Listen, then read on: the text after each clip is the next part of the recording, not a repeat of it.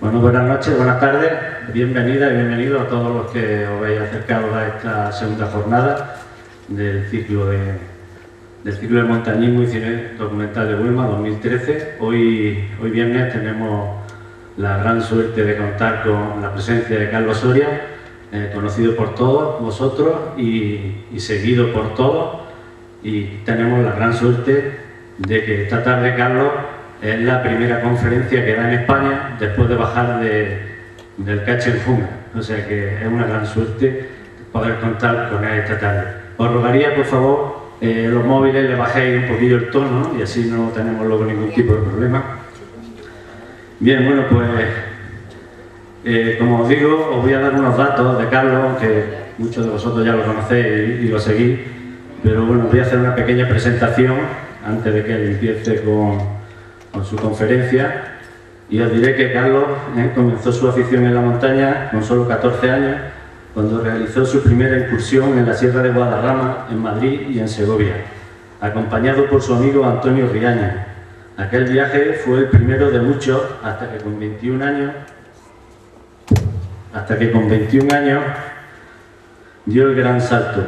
Junto con otro amigo, en 1960 viajó durante 3 días a lomos de una moto Vespa hasta llegar a los Alpes para iniciarse en el mundo de la escalada de gran dificultad. En 1968 formó parte de la primera expedición española que viajó a Rusia para subir el monte Elbrus, la montaña más alta de Europa con 5.642 metros. En 1971 hizo lo propio en Alaska con el monte McKinley, la cima de Norteamérica, 6.194 metros. Carlos Soria ha estado desde entonces completamente ligado a la historia del alpinismo español. Participó en 1973 y en el 75 en las primeras expediciones españolas al Himalaya y fue testigo de la primera cumbre de los 8.000 metros lograda por España a cargo de Jerónimo López y de Gerardo Blázquez. Sin embargo, hasta 1990 no logró ascender su primer 8.000.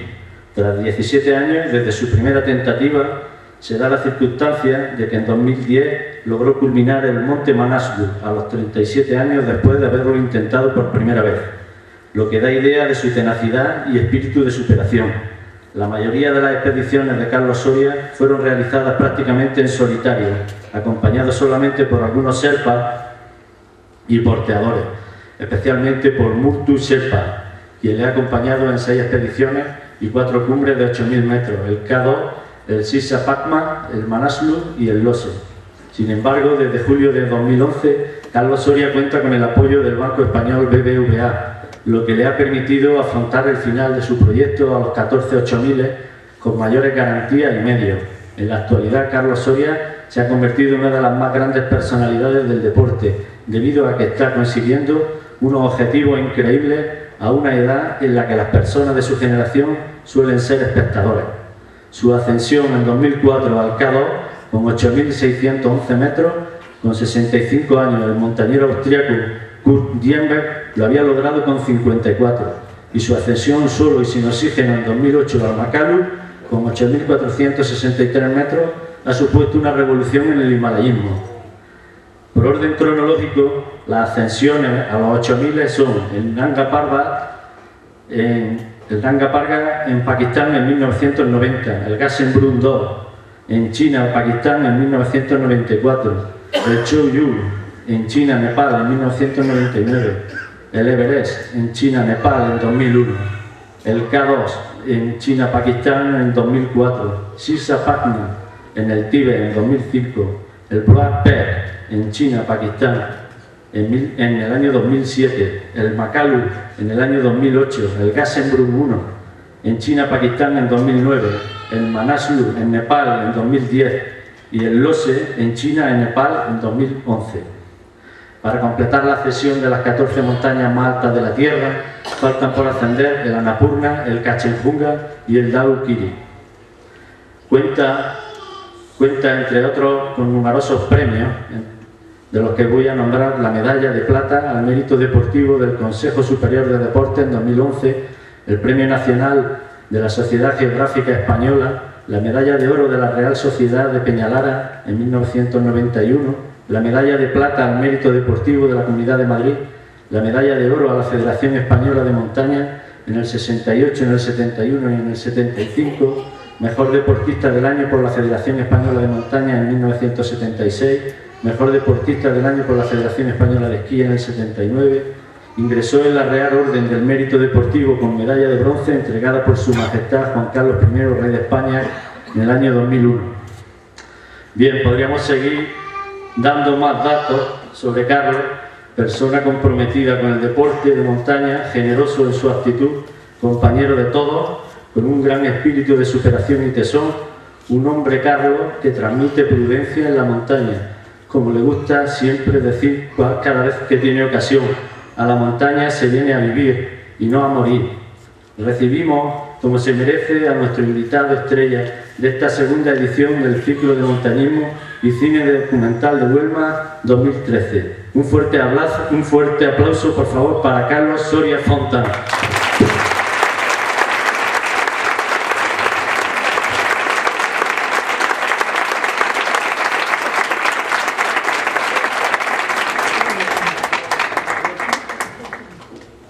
Muchas gracias. Siempre se queda uno un poco sonrojado de todas esas cosas que cuentan, porque verdaderamente parece que es algo visto así, parece que es algo impresionante, pero no es nada. Poco a poco pues van subiendo cosas y va pasando el tiempo sin que te des cuenta y bueno, pues aquí estamos. Vamos a hablar hoy, os voy a contar, se llama la proyección Alpinismo después de los 70 años. Y os voy a contar pues algunas de las ascensiones que hemos hecho durante estos años y también de los fracasos, de los últimos. Desde que tengo precisamente un buen patrocinador no me subo ni a la banqueta del cuarto de baño de mi casa, me tengo que bajar de todas partes, pero ¿qué le vamos a hacer? Antes iba solo, sin medios, sin el médico y tenía más suerte, pero últimamente la verdad es que ando un poquito justo, y más esta vez que estaba tan cerca de la cumbre, pero bueno, ya más o menos os habéis enterado a todos. Después de la charla, si os parece, pues tenemos aquí un coloquio. La charla puede ser larga, si veo que tal la corto y si os gusta seguiremos. Después hacemos un coloquio y me podéis preguntar pues, de lo que tengáis curiosidad, de lo de este año o de lo de otros años pasados. Así que vamos a empezar por esta montaña, el Dome Camp. La hice la primavera que cumplí los 70 años y era una montaña virgen, sin haber subido nunca nadie, por una ruta nueva, que la montamos nosotros, una ascensión en la que fuimos durante 3 veces, 3 años, no seguidos, pero fuimos a intentarlo, porque primero había que subir, había que pensar por dónde se subía y luego ya una vez que encontramos el sitio, pues al final subimos. Y bueno, y de otras cuantas montañas. Luego podemos hablar de lo que queráis. Si queréis, podemos apagar la luz y empezamos ya. Vamos a ver, este también está abierto, sí, ¿no? Sí. Yo creo que sí. ¿Se me oye bien? Perfecto. Entonces le dejamos aparte. Apagamos la luz cuando quieras. Bueno, pues esta montaña es el Dome Camp, una montaña que un amigo mío se le ocurrió buscar, que estaba virgen en Nepal, muy cerca del Kachenjunga. Entre otras cosas, está casi en el extremo, hace frontera, como veis ahí, con Sikkim, que es India, Nepal y China, Tíbet, vamos. Y está en el Quinto Pino, en el extremo noreste de Nepal. Bueno, allí he estado ahora también, muy cerca, en el Kachenjunga, en esa zona es donde he estado también. La marcha de aproximación es una preciosidad, la he hecho varias veces, alguna vez hemos ido en avión, otras veces en helicóptero y otra vez andando en otoño, y verdaderamente es una maravilla. Unos bosques impresionantes, primero unas tierras de cultivo y luego unos bosques preciosos absolutamente, sobre todo en otoño, en la época de las lluvias. Y este es este pueblecito en el que he pasado días muy bonitos. Es un pueblo precioso que, como hemos ido tantas veces, allí ya nos conocían. Y la primera intención nuestra, dimos la vuelta casi a la montaña. En el collao que hay a la derecha, la otra parte es China y a la derecha sería Sikkim, y aquí estamos en la parte de Nepal. Y lo primero, elegimos esta arista con este canalón, primero para iniciar la ruta, que ahora lo vamos a ver, además con un vídeo. Era un terreno mixto de escalada, ha sido una de las expediciones más bonitas que he hecho con un grupo de amigos y con dificultad de escalada, como vamos a ver ahora en este vídeo que vemos.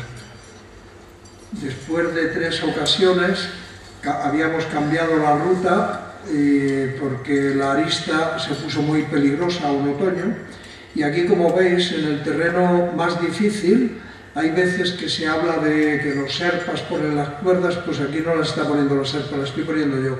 Llevo 2 cuerdas, una para asegurarme y otra para irla dejando fijo, y es un terreno verdaderamente maravilloso, absolutamente maravilloso, con, bueno, pues con esto, con escalada en hielo, el terreno mixto que vamos a ver ahora. Aquí estoy, veis, la cuerda blanca es para ponerla fija y la otra es para asegurarme. Terreno complicado, ya por encima de 6.000 metros. Este es el año que estrenaba mis 70 años, ya tengo 74, esto va a una rapidez que no os podéis imaginar. Pero bueno, vamos a ver lo que aguantamos. Es un terreno muy técnico. Para la primera vez que se sube, una vez que se ponen cuerdas fijas, pues luego es más sencillo. Ahora normalmente llevo un grupo de serpas que nos ayudan bastante. Yo procuro cargar lo menos posible, eso es cierto. Es muy bonito, allí se ve nuestro campamento que habíamos montado a 6.000 metros para llegar a la arista, y es un terreno verdaderamente fantástico. Carlos, que ya lo sabes, ¿eh? Me está diciendo, ya sabes, si lo ves mal, nada. Ahí medio por rocas, por hielo, bueno, lleno de material por todas partes para poner las cuerdas fijas.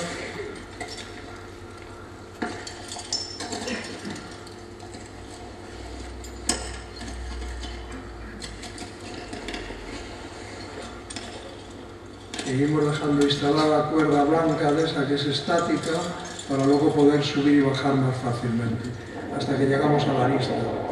Esto, bueno, pues ha sido complicado. Un otoño estuvimos en la arista y había unas cornisas terribles, y la última vez, que es esta, pusimos un campamento base muy alto, como aquí, prácticamente a 5.400 metros.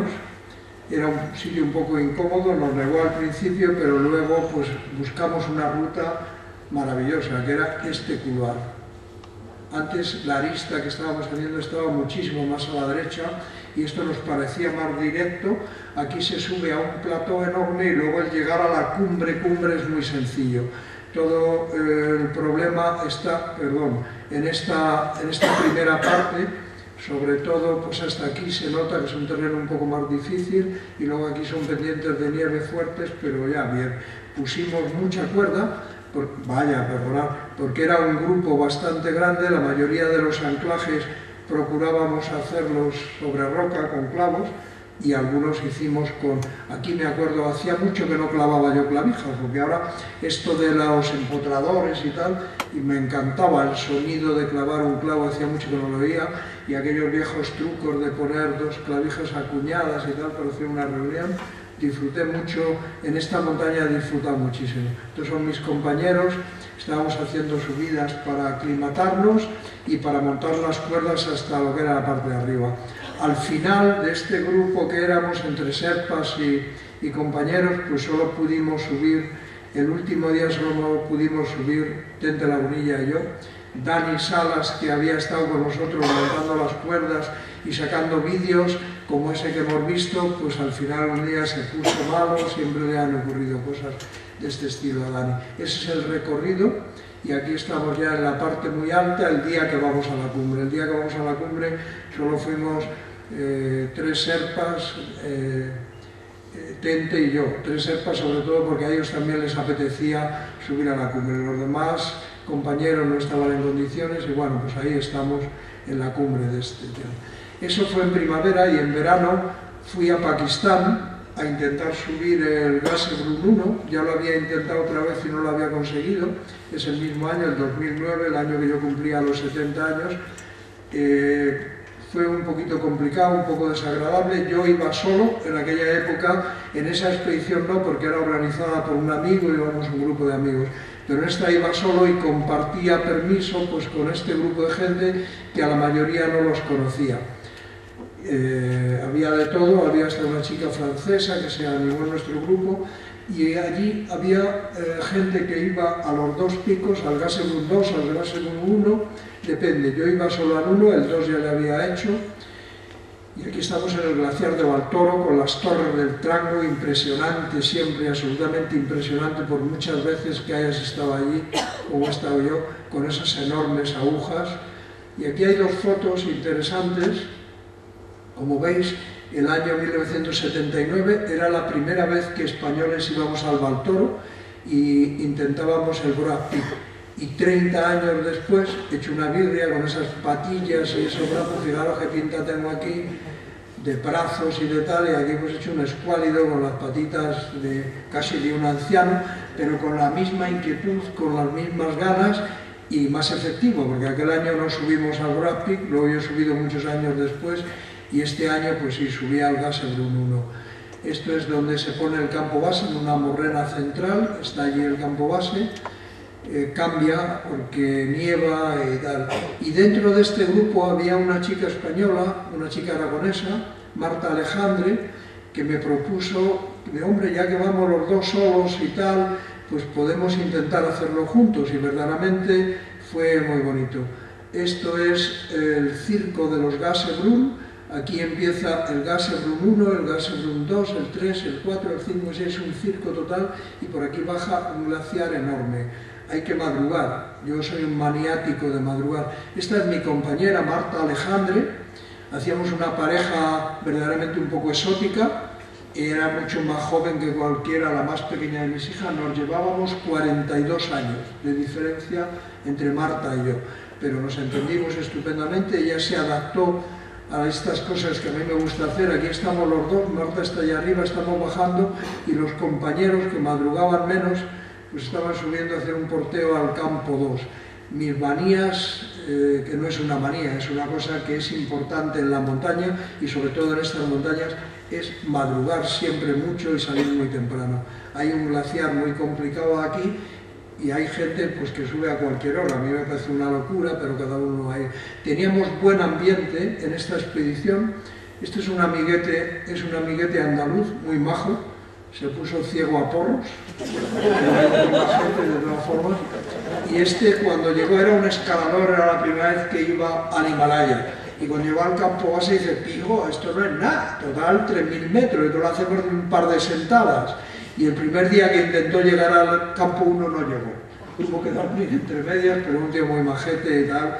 Y este es Luis Barbero, una persona que yo había conocido por casualidad el año anterior en este mismo sitio, y este año venía con una mentalidad absurda totalmente, venía diciendo que tenía que subir, que no volvía, él iba solo al Gasherbrum 2, el Gasherbrum 1 está aquí y están bastante separados uno de otro.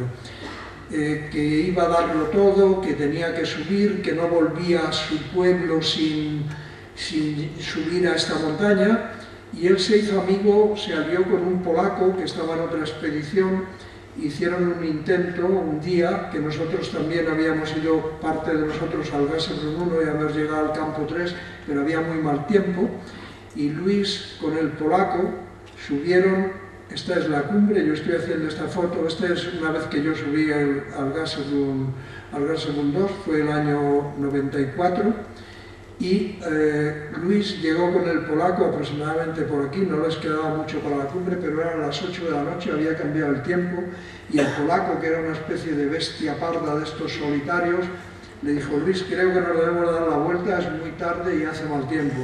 Y Luis le dijo que no, que él iba a seguir. El polaco se dio la vuelta y Luis desapareció. Fue muy desagradable para mí, porque yo era la persona allí más conocida, incluso unas sobrinas y hasta el propio César de Tudela pues me decían que yo no había hecho nada, porque yo no podía hacer nada, yo estaba en otra montaña, pero en fin, son cosas que pasan y que son desagradables. Se metieron conmigo las sobrinas de este chico, en Facebook y esas cosas se puede meter cualquiera, pero bueno. Y allí me encontré con Miss Ho, esta chica que ha sido más o menos la primera que hizo los 14.8000, es coreana, nos habíamos conocido en el Makalu, y nos encontramos ahí y subimos el mismo día a la cumbre. Fue un día muy duro. Esto de que procuro cargar lo menos posible es cierto, pero siempre cargas, al final siempre cargas. Mi espalda no está para llegar a los grandes pesos y por eso pues siempre voy acompañado de algún Sherpa, y bueno, pero siempre al final acabas cargando. Nosotros durante este accidente estuvimos muchos días sin volver a la montaña, hizo muy mal tiempo, este es nuestro campo 2, se nos enterró esta tienda, la otra estaba prácticamente enterrada, y fuimos, yo estaba sin ganas por lo desagradable que había sido aquello, y fuimos pues a ver si recogíamos el material que teníamos en el campo 3 o subíamos hasta la cumbre. Había un pronóstico de muy mal tiempo, allí hemos dejado este campamento 2 después de arreglar un poco aquella tienda y dormir aquella noche, y estamos haciendo el couloir de los japoneses, un sitio en el que teníamos puestas unas cuantas cuerdas, ya es una pendiente bastante fuerte, y fue un día verdaderamente con mucho viento, y gracias a que venía Miss Ho también con unos Sherpas, pues aquí pusieron una cuerda fija, que también fue casi pudo ser una tragedia a la bajada, pero bueno, y llegamos a la cumbre. Hubo unos amigos que venían también. Yo estaba muy mal aquel año, estaba verdaderamente, tengo ahí la cara chupadísima, lo había pasado mal, absolutamente mal, porque se metían conmigo por tonterías. Cuando ya llevaba este chico 3 días desaparecido o 4, la familia decidió que fuese un helicóptero a buscarle. Los helicópteros son militares. La última vez que lo habíamos visto aproximadamente a 7.700 metros, no tenía ninguna posibilidad de estar vivo, absolutamente ninguna. Y iba a venir un helicóptero, lo había dicho la familia, a mí me avisaron, fuimos un amigo vasco y yo al campo base a un campo que tienen los militares, y arreglamos entre los militares y nosotros una plataforma, y como pasa siempre, al principio hacía muy buen día el día que íbamos a buscarle, pero luego fueron entrando nubes y no venía el helicóptero, y a las 12 de la mañana estaba todo aquello nublado, y yo dije, si el helicóptero no ha venido, es mejor que no venga, porque de todas formas, aunque hubiese hecho bueno, no habría subido muy alto, no habría ido nada más que el campo base, pero bueno, se empeñaban en que viniese el helicóptero, y digo. Y luego llamaron por teléfono, dijeron que que no había salido el helicóptero porque yo había dicho que no hacía falta porque no iba a haber nada, el helicóptero estaba nublado, pero bueno, y con eso pues tuve algunos problemas. En ese momento yo quería terminar también la ascensión de las 7 cumbres a los 7 continentes, las 7 cumbres más altas, y ese mismo año, en otoño, después de subir a la cumbre del gas Rulo, estuve en Oceanía, en la isla de Papúa, en la isla de Nueva Guinea, y fue una experiencia verdaderamente, la montaña no era muy complicada, pero fue una experiencia importante, verdaderamente está en el quinto pino la isla, está aquí y aquí está, cantidad de vuelos, está muy cerca de Australia, y bueno, muy interesante por el movimiento por la selva. Llegamos a este pueblecito en una avioneta, con un grupo de gente que tampoco conocía, también iba solo, y fue una experiencia verdaderamente dura por la aproximación. Aquí, en Indonesia, pasa de estar en Bali, por ejemplo, que es una ciudad modernísima, con hoteles, un follón de gente impresionante, turismo de mucho nivel, pasas a la edad de piedra prácticamente en la isla, ¿no? Que es el mismo país. Hay un cambio verdaderamente impresionante, y ahí están los monis, que eran esos que hemos visto, hay dos razas, y los danis. Esto, como siempre, los tíos exagerados, porque vamos, con la calabaza del niño tenía bastante seguro, pero siempre igual, ¿no? Presumiendo de lo que no hay y tal, hasta estos con sus arcos y sus flechas. Pero bueno, es la vida. Son gente muy pobre que vive en unas circunstancias verdaderamente tremendas. En estas cabañas, el interior de una cabaña, como veis, es pues un fogón ahí de mala muerte, sitios donde duermen y donde comparten su vida, pero es gente bien alimentada, gente fuerte. Estos son unos guerreros monis que nos asaltaron, es una especie de paripé. Muchas expediciones cuentan que sí, que los han asaltado con los arcos y las flechas, pobrecillos, ahí tienen sus arcos, sus flechas. Nos quitaron el material, se lo quitaron a los porteadores, porque el primer día de marcha se pasa por estos poblados, y es para hacer una negociación para que ellos consigan un poco de dinero, no es otra cosa. Nosotros llevábamos unos mediadores con nosotros, ese día solo, menos mal, fijaros qué cara tienen y qué cosas llevan para tratar con los de los arcos y las flechas. Tenían poco que hacer los pobres, los malos al final eran los buenos y los buenos eran los malos. Pero bueno, perdimos ahí casi 4 horas en negociaciones, y al final los guerreros aquellos pues sacaron su parte del pastel. Esto es lo que teníamos. Ahí comíamos, debajo éramos 11 personas, había italianos, japoneses, unos alemanes, y había 3 españoles, 4 españoles éramos, que nos habíamos conocido allí prácticamente, menos un chaval que era de Segovia y yo le conocía de vista. Verdaderamente la marcha de aproximación es de lo más duro que he hecho yo, y además me equivoqué con el calzado, continuamente empapado, andando por ramas, 4 días de selva verdaderamente duros, por barro continuamente. Llevaba unas botas, pero las botas pues me hicieron, un día que me las puse para probármelas, había cometido la equivocación de llevarlas sin haberlas usado. Llevaba unas zapatillas viejas como estas y las botas no las pude usar porque me hice unas mataduras terribles, medio día que me las puse, me tuve que forrar aquello de esparadrapo, y con estas zapatillas pues llegué al campo base, que está por encima de 4.000 metros y la cumbre tiene 5.000. Pasé aquí un día secándome las zapatillas, porque al fin y al cabo iba a subir a una cumbre de prácticamente 5.000 metros, y lo que me puse fue 2 pares de calcetines todavía con las zapatillas húmedas y una bolsa de plástico entre medias de los 2 calcetines. Empezamos la ascensión de noche. Aquí siempre llueve, siempre llueve.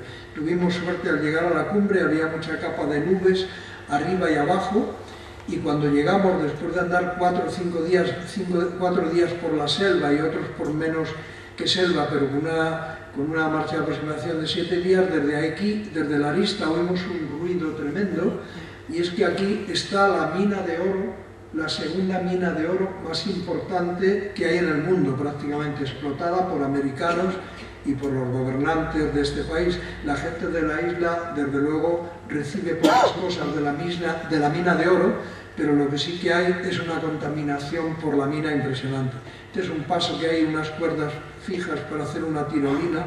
Esta es una cordada japonesa, y bueno, pues allí la ascensión no es ninguna cosa del otro mundo, es sencilla, es una roca muy adherente, si no, no se podría, porque siempre está empapada, y yo subí con mis zapatillas y mis 2 pares de calcetines y las bolsas de plástico, pero llegué allá arriba, que era una de las cumbres que me faltaba. Luego, antes de cumplir los 71 años, pues me quedaba todavía hacer el Kilimanjaro, y ya que fui al Kilimanjaro, fui a Kenia antes, mucho más interesante que el Kilimanjaro, y subí al monte Kenia por una ruta de escalada no muy difícil, pero muy divertida, con mi amigo Dani y con otro compañero, y grabamos algunas cosas también que mañana podéis ver en un vídeo que he traído también. Subimos desengordados hasta un sitio que hacía falta, y bueno, fue también aquí llueve, pero no tanto como en Indonesia, no tiene nada que ver. Casi todos los días, a partir de las 11, salían nubes como salen aquí, pero este día hubo nubes y niebla, pero no nos llegó a llover siquiera, y llegamos a la cumbre. Hay un refugio cerca de la cumbre en el que mucha gente pues duerme para bajar más tranquilo al día siguiente. Nosotros pudimos subir y bajar en el día, y bueno, muy bien, una ascensión muy bonita, lo pasamos estupendamente. Es larga, y no muy difícil, pero luego es complicado de encontrar los puntos de anclaje para bajar. Pero nada, se nos dio estupendamente y de allí nos fuimos de Kenia a Tanzania para subir al Kilimanjaro, que era la última cumbre de las 7 que me quedaba. Lo del Kilimanjaro es impresionante. Yo creía que podíamos haber hecho esta ruta, es la que hizo Messner o alguna de estas de hielo, pero allí es muy difícil conseguir los permisos y no te dejan salirte de las rutas clásicas. Es la montaña que sube más gente al año, sube cantidad de personas, impresionante. El último día pudimos subir por un sitio distinto al resto de la gente, que subimos solo, el glaciar de Jarro, y llegamos al cráter, que hay todavía unos glaciares bastante altos, unos tochos de hielo impresionantes, muy cerca de la cumbre. Y bueno, llegamos a la cumbre, un grupo de amigos que me acompañó a estas cosas, como era una cosa divertida y sencilla, pues vinieron unos cuantos amigos y ahí estamos en la cumbre del Kilimanjaro. Al final, pues hombre, es una montaña muy, sobre todo muy llena de gente, ves unos espectáculos, a gente empujándoles, es impresionante. Y luego pues también tuve un año anterior la maravillosa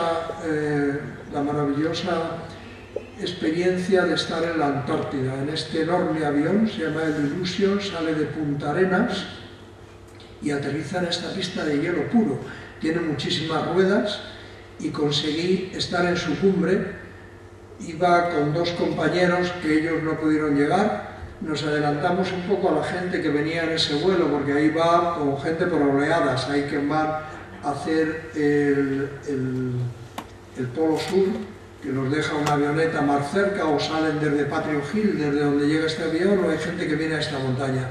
Y hay mucha gente, se esperó un día más para aclimatarse, y yo tuve la oportunidad, por la pena de que estos 2 amigos, una pareja venía conmigo, no pudieron subir, pues estuve solo en lo más alto de este maravilloso lugar que es la Antártida, impresionante. Y cuando llegas, cuando has ido a la Antártida, verdaderamente luego te interesas por lo que es aquello, y es un continente impresionante. Está el 90% del agua dulce que hay en el mundo. Hay un grueso de hielo sobre la Antártida entre 3 y 4.000 metros. Hay cientos de lagos debajo del hielo con agua dulce también. En un sitio están perforando cerca de la base rusa, pero todavía no se han atrevido a llegar al lago este, que se sabe que está debajo, un lago enorme, por no contaminarle, pero verdaderamente es un sitio, la Antártida, en el que se debía de tener más cuidado y no dejar ir tanta gente. Hay gente, ahora los ricos rusos, como vimos algunos, pues van en una avioneta, y esto es peligroso, porque hay veces que no vuelan los aviones por el mal tiempo y se tienen que quedar mucho tiempo. Yo en la Antártida, a mí que me gusta llevar la corriente a todo el mundo, bueno, la corriente no, la contraria, perdón, pues volví diciendo que era de los sitios donde más calor había pasado, y además era verdad, porque fui con un saco de dormir impresionante, y en la Antártida hace mucho frío, sobre todo en invierno, cuando es de noche. Y en verano también lo puede hacer, en el verano de la Antártida, cuando hace mal tiempo. Tuvimos un par de días de mal tiempo que subimos a unas montañitas cerca de donde nos había dejado el avión para aclimatar, pero luego también hay 24 horas de sol, y una vez que te metes a dormir en una tienda de campaña amarilla de estas de North Face que llevamos con un saco gordo, pues está dando el sol y dentro de la tienda pasas calor. Y vine diciendo, todo el mundo trae unas fotos con la cara llena de hielo y las barbas y tal, y yo vine diciendo que era verdad, que había pasado calor, y estuve en la cumbre, gracias a Dios, y no tuve ningún problema, ni frío ni nada parecido, un frío normal, vamos. Y esta es una de mis montañas más queridas, es el Manaslu, la cumbre es aquella, y es la primera montaña que yo intenté, como ha dicho nuestro amigo Ángel antes, que yo intenté en el Himalaya el año 73, la primera vez que españoles íbamos a intentar una montaña de 8.000 metros. Estas son fotos de aquella época, ya se ve por la vestimenta, ahí hay gente como Jerónimo López, Jaime García Ors, muchos amigos de aquella época, y con un grupo de serpas estamos. La vestimenta, ya veis, era estos pantalones, los pantalones de escalar, aquellos que llevaban esto, lo bueno, lo más divertido de esos pantalones, llevábamos unas medias de lana siempre, aunque fuese verano, y los pantalones estos de Rochetore se llamaban, con un elástico debajo de la rodilla, y lo más agradable de esos pantalones eran buenos, pero eran un poco más incómodos que lo que se lleva ahora normalmente. Era cuando te metías en el saco y después de haber llevado la media hasta ahí arriba y el elástico apretándote, te rascabas ahí detrás de la rodilla, porque verdaderamente era un placer, porque era muy incómodo. Pero bueno, era lo que había en aquellos tiempos, y llevábamos unos pantalones maravillosos para la época. Aquel año tardamos muchos días en llegar al pie, al campo base, porque era otra época, había menos puentes, tuvimos que pasar esto con una tirolina, el equipaje, nosotros y los porteadores que llevamos. Ahí estuvimos casi 2 días en ese río pasando aquella tirolina. Y aquí veis lo que teníamos en aquella época. Este es el walkie que tenemos en aquella época. Parece un armario en lugar de un walkie, pero bueno, es lo que había. Y el gas, pues tampoco llevábamos esos cartuchos que hay ahora estupendos de gas, de mezcla de propano y butano. Llevábamos esto de camping gas, que pesaba un poquito más, bastante más. También las botas eran muy distintas. Llevábamos unas botas maravillosas, la Loba triple porque tenía 3 botines, uno de fieltro, otro de cuero y luego la bota misma, y todavía le poníamos una cubrebota. Pero esta bota pesa 900 gramos más que la que llevo ahora mismo. Imaginaros que llevar casi 1 kilo de más en cada pie es una barbaridad con la cantidad de pasos que das cuesta arriba.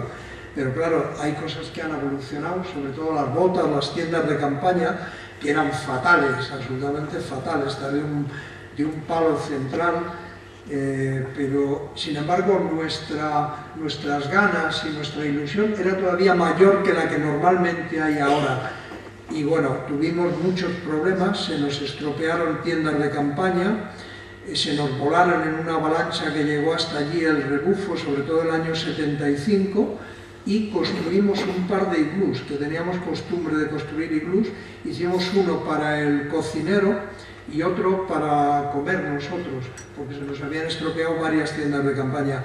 Y además el cocinero, que es este, acabó guisando aquí arriba en la nieve con leña que traían porteadores desde el campo, desde el pueblo de abajo. Se había traído una chapa de hierro para ponerla en el suelo y ahí cocinaba el cocinero. Si le hubiese, cualquiera de las expediciones que ahora va o que vamos al Himalaya, si le hubiese ocurrido la mitad de las cosas que nos pasó en aquel momento, verdaderamente se habían vuelto a su casa. Aquí es la primera vez que yo estoy a 7.200 metros en el Manaslu con todo mi equipo, abriendo ruta en el Yunque. La pendiente no es tan fuerte como se ve aquí, es esta pendiente, es más lógica, pero la foto era más bonita esta, por eso pongo las dos, por no mentir. Llevábamos ahí, la colchoneta era de goma con un plástico alrededor y estábamos haciendo un intento en la cumbre, abrí este paso que era bastante complicado con una cuerda de 7 milímetros y los piolés que utilizábamos, sobre todo el piolé, no sujetaba nada. Sin embargo la maza era la primera maza de charlé que había salido, ahí estoy golpeando con la maza, pero el piolé era un pequeño apoyo y sin embargo con la maza se sujetaba muy bien.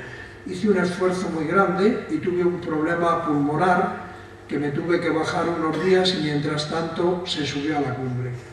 Luego he tenido la gran oportunidad de ir algunas veces más y sobre todo a este pueblo que para mí es uno de los lugares más maravillosos del Himalaya, me encanta. Cuando sea mayor me voy a ir un año allí a estarme un mes solamente por el pueblo y sus praderas, a estar leyendo y a estar tranquilo por allí, pero es mi pueblo querido. Y este lama era el mismo que había el año 73 y 75 y se acordaba de nosotros, tenía fotos. Yo he pasado en este monasterio una vez de las que he ido el año 99, estuve 3 días viviendo allí con ellos y con unos amigos, uno de los intentos después hacia el Manaslu, y pasé unos días impresionantes. Y el lama, que me quiere mucho, yo le he regalado mis placas solares para que tenga luz allí, todavía tenía una foto de aquella época. Como veis, para mí aquel pueblo es una pasada. Y he tenido aquí, le hemos regalado las placas y le estamos poniendo luz en esa capilla. Y además vi que habían hecho un colegio nuevo. Y también estuve hablando con el profesor y le dije que iba a volver porque fui en primavera, este año fui en primavera y no pude subir, y luego fui el otoño y ya conseguí subir. Y le pregunté al profesor que iba a volver en otoño, que si quería alguna cosa para el colegio, pensando en llevarle unos lapiceros y unos cuadernos o cosas así. Me dijo, mira, aquí lo que necesitamos son 60 colchonetas y 60 alredones, y si puedes traer algo más, estupendo. Y digo, pues yo voy a venir solo, además, en otoño, y mal rollo, ¿no? Bueno, pues entre mi amigo Sito Carcavilla y yo empezamos a pensar, abrimos una cuenta, algunos amigos metieron dinero, ninguna entidad en aquel momento nos ayudó. Fuimos a Decalón para que nos diese algunos regalos y tal, solo las camisetas Kukumususu nos hizo unas camisetas que vendimos, y además también nos regaló camisetas para los niños y compramos cosas, pero al final pudimos llevarle absolutamente todo. Las colchonetas, los edredones, ropa para los niños, material escolar, y para mí aquello, y encima cuando terminé, bueno, hay milagros en esta vida. Íbamos en otoño siempre vas cuando se está acabando el monzón y casi todos los días llovía, y cuando llegamos al pie al colegio, al pie del Manaslu, que el Manaslu está ahí justo encima, pues hizo una mañana estupenda, absolutamente estupenda, y estuvimos entregando todas estas cosas a los niños. Fue verdaderamente, pues eso, prácticamente, un milagro. Ahí me estoy despidiendo de los niños, y había ido con un grupo de trekking, hicimos dos grupos de trekking, uno cuando yo iba y otro después de subir yo a la montaña con mi amigo Sito, y les cobrábamos, ellos lo sabían, 100 euros a cada uno más, y con todo eso conseguimos ayudar a este colegio. Y además, ahora desde que el BBVA me está patrocinando, cuando se enteró de esto, pues estamos siguiendo y estamos haciendo un programa para que el colegio pueda subsistir y no necesita ayudas. Tiene la ayuda también de una ONG japonesa, y hay un americano también que hemos conocido que le está ayudando mucho, pero nosotros la primera vez fue muy bonito, porque no es lo mismo dar dinero para ONG, una ONG que está muy bien, son muy legales y lo va a repartir como día, que pedir dinero a la gente, que te acompañe parte de esa gente, y llevarlo a lomos de porteador, las mantas, los edredones, las colchonetas y todo, y entregárselo allí en aquella maravillosa pradera. Los amigos que me acompañaron en el trekking, el campo base está a 4 horas de allí nada más. Yo cuando acabé de entregar aquellas cosas me subí allá arriba y compartía permiso pues con Carlos Pauner, con Juanito de Arzábal y otro grupo de gente menos conocida, pero también gente del Himalaya.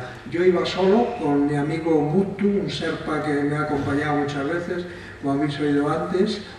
Y bueno, por primera vez había estado allí en otoño, y en el campo base estaba terriblemente seco. La nieve empezaba en este depósito, donde dejábamos parte del material para luego subir, y mirar qué alrededores, en el fondo de este valle es donde está ese pueblecito que se llama. Si algún día queréis hacer un trekking por el Himalaya, os recomiendo el trekking del Manaslu, que es una cosa absolutamente maravillosa, y va mucho menos gente que en el Everest y tal.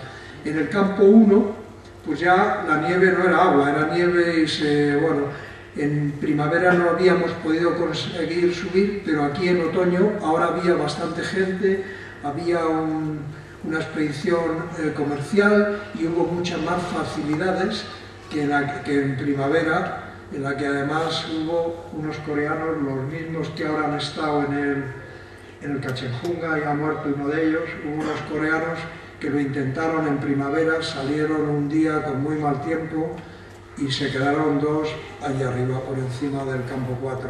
Fue verdaderamente terrible, y al resto lo sacó de aquí un helicóptero de 6.600 metros. Esto es el último campamento, no, el penúltimo, el campo 3, aunque yo había hecho, luego lo veremos, 2 campamentos, y aquí un poco por encima está el campo 4. En esta zona es donde está hecha la foto aquella mía primera, en la que es tan espectacular, de aquellos años, y 37 años después de haberlo intentado, pues conseguí subir. Aquí pasa una cosa, en este grupo que había en el campo base, cada uno lo hacíamos a nuestro aire. Yo lo hacía por mi cuenta y ellos lo hacían por la suya también. Y bueno, pues Ahora en un gráfico os contaré lo que pasó. En un gráfico que hay por aquí, este gráfico. Yo estuve entregando aquí este día, hasta el día 14, subí al campo base. Estos días hizo malísimo, no me pude mover. El primer día que me moví fue el 19, subí al campo 1, quería subir más alto hasta el campo 2, no pudo ser porque hizo malo, dormí 2 noches, bajé al campo base, estuve otras 2 noches en el campo base, subí al campo 1 y al campo 2, me bajé al campo base. Y cuando llegué al campo base, pues me dijeron un parte meteorológico que nos llegó que iba a ser muy bueno por esta fecha, por la fecha que luego conseguí hacer la cumbre. Los compañeros que llevaban más tiempo que yo en el campo base habían subido un día antes y cuando yo bajé, ellos ya llevaban un día en el campo base. Cuando bajé y me enteré que el tiempo iba a ser muy bueno, a partir de esos días dije, bueno, pues yo no puedo subir. Acabo de llegar aquí, he hecho poca aclimatación, tal, y acabo de bajar de ahí arriba y estoy cansado y tal. Y me acosté pronto y a las 5 de la mañana me desperté y dije, ¿por qué no puedo subir? Me encuentro fenómeno, estoy fenómeno, voy a intentarlo. Y los compañeros esperaron un día más para salir. Llevaban un día en el campo base y esperaron un día más. Iban con Carlos Pauner. Y yo dije, bueno, pues yo me voy tranquilamente, subo al campo 1, después voy a ir al campo 3 porque esto es poco y no merecía la pena y si me encuentro bien, pues seguiré. Seguí al campo 4, los compañeros al revés, ellos subieron desde el campo base al campo 2, luego fueron al campo 3 y al campo 4. No, del campo 2 fueron al campo 4. Y la mayoría de la gente se quedó por el camino y se tuvo que bajar. Y solo Carlos Pauner y el Sherpa que venía con él llegaron a nuestro campamento. Hacía mucho viento, porque había un pronóstico que iba a hacer mucho viento. Y entonces ellos llegaron muy tarde, nosotros habíamos llegado a buena hora allí, llegaron muy tarde y cuando llegaron no podían montar la tienda porque hacía mucho viento.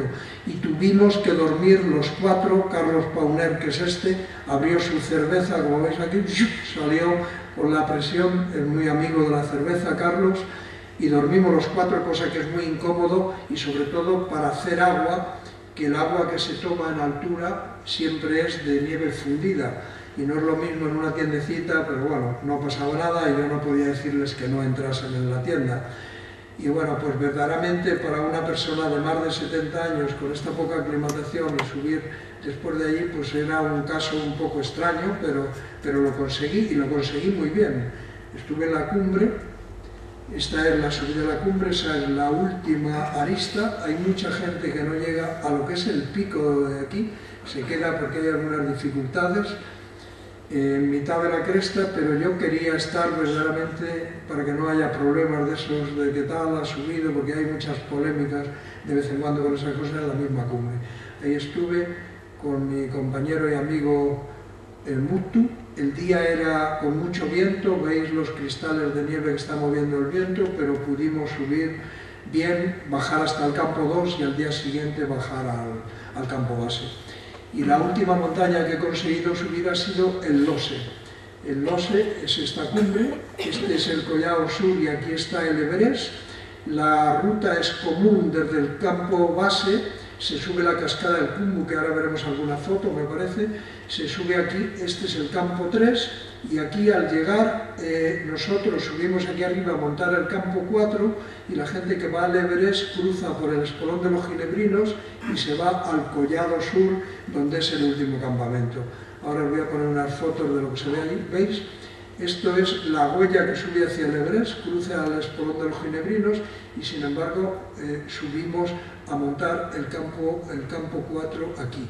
Se ven esas tiendas, esto no es de ese año, es del año que yo subí al Everest, que estoy haciendo la foto desde el frente, y el recorrido para el este es este enorme couloir, precioso, absolutamente precioso, estaba con cuerda fija sin duda, y bueno, aquí hubo bastantes catástrofes también, subía también Carlos Pauner, Juanito de Arzábal y un grupo de gente, en total subíamos aquel día 9 españoles. Este es el couloir por el que se sube y ahí está la cumbre a la izquierda. yo utilicé desde 200 metros, desde 2 horas después de salir del último campamento, empecé a utilizar oxígeno, llevaba una botella de oxígeno junto con Muntu. Algunos de los compañeros que subieron también llevaron. Carlos Pauner, para el cámara que llevaba una botella, llevaba 3 botellas de oxígeno. Yo no sé lo que utilizaron y lo que no utilizaron, pero resulta que el único que bajó por sus propios medios desde aquí fui yo, de toda aquella gente. Hubo cosas muy terribles. Aquí estamos viendo el couloir desde la misma cumbre. Aquí estamos como si estuviésemos todos sentados en la cumbre del Everest. Es el año 2001 cuando yo subí y se ve el canalón final. Como veis, es una belleza de ruta muy alpina y muy bonita. Y esta es la última parte. El escalón Hillary estaría ahí detrás de esto y estamos viendo desde la misma cumbre el día que yo subí en el 2001. Hace mucho viento, veis que las banderas están totalmente horizontales, unas banderas de... Cuando yo subí al Everest tenía este coche para ir montado siempre sobre el Everest, 8.848 metros, la altura del Everest. Y había un amigo que decía, bueno, y además la matrícula quiere decir, le compré en otoño y subí la primavera siguiente al Everest. La BC le decía, bajaré cagando leche. Bajé normal. Fue muy interesante. Y aquí estoy en el Lhotse y tenemos la cumbre del Everest detrás de mí. Luego hay otra foto, que no sé si la tengo aquí puesta, de Muntu con el McKinley detrás. Los amigos que subieron aquel día al Lhotse también, hubo verdaderas tragedias. A muchos los tuvieron que sacar del campo 2, un helicóptero, y otros bajaron con problemas de congelaciones. Miguel Ángel también llevaba alguna botella de oxígeno, yo no sé la que utilizó. Juanito, el médico que ahora viene conmigo, verdaderamente se tuvo que emplear a fondo, y hubo una persona, la que ahora ha estado en esta tragedia del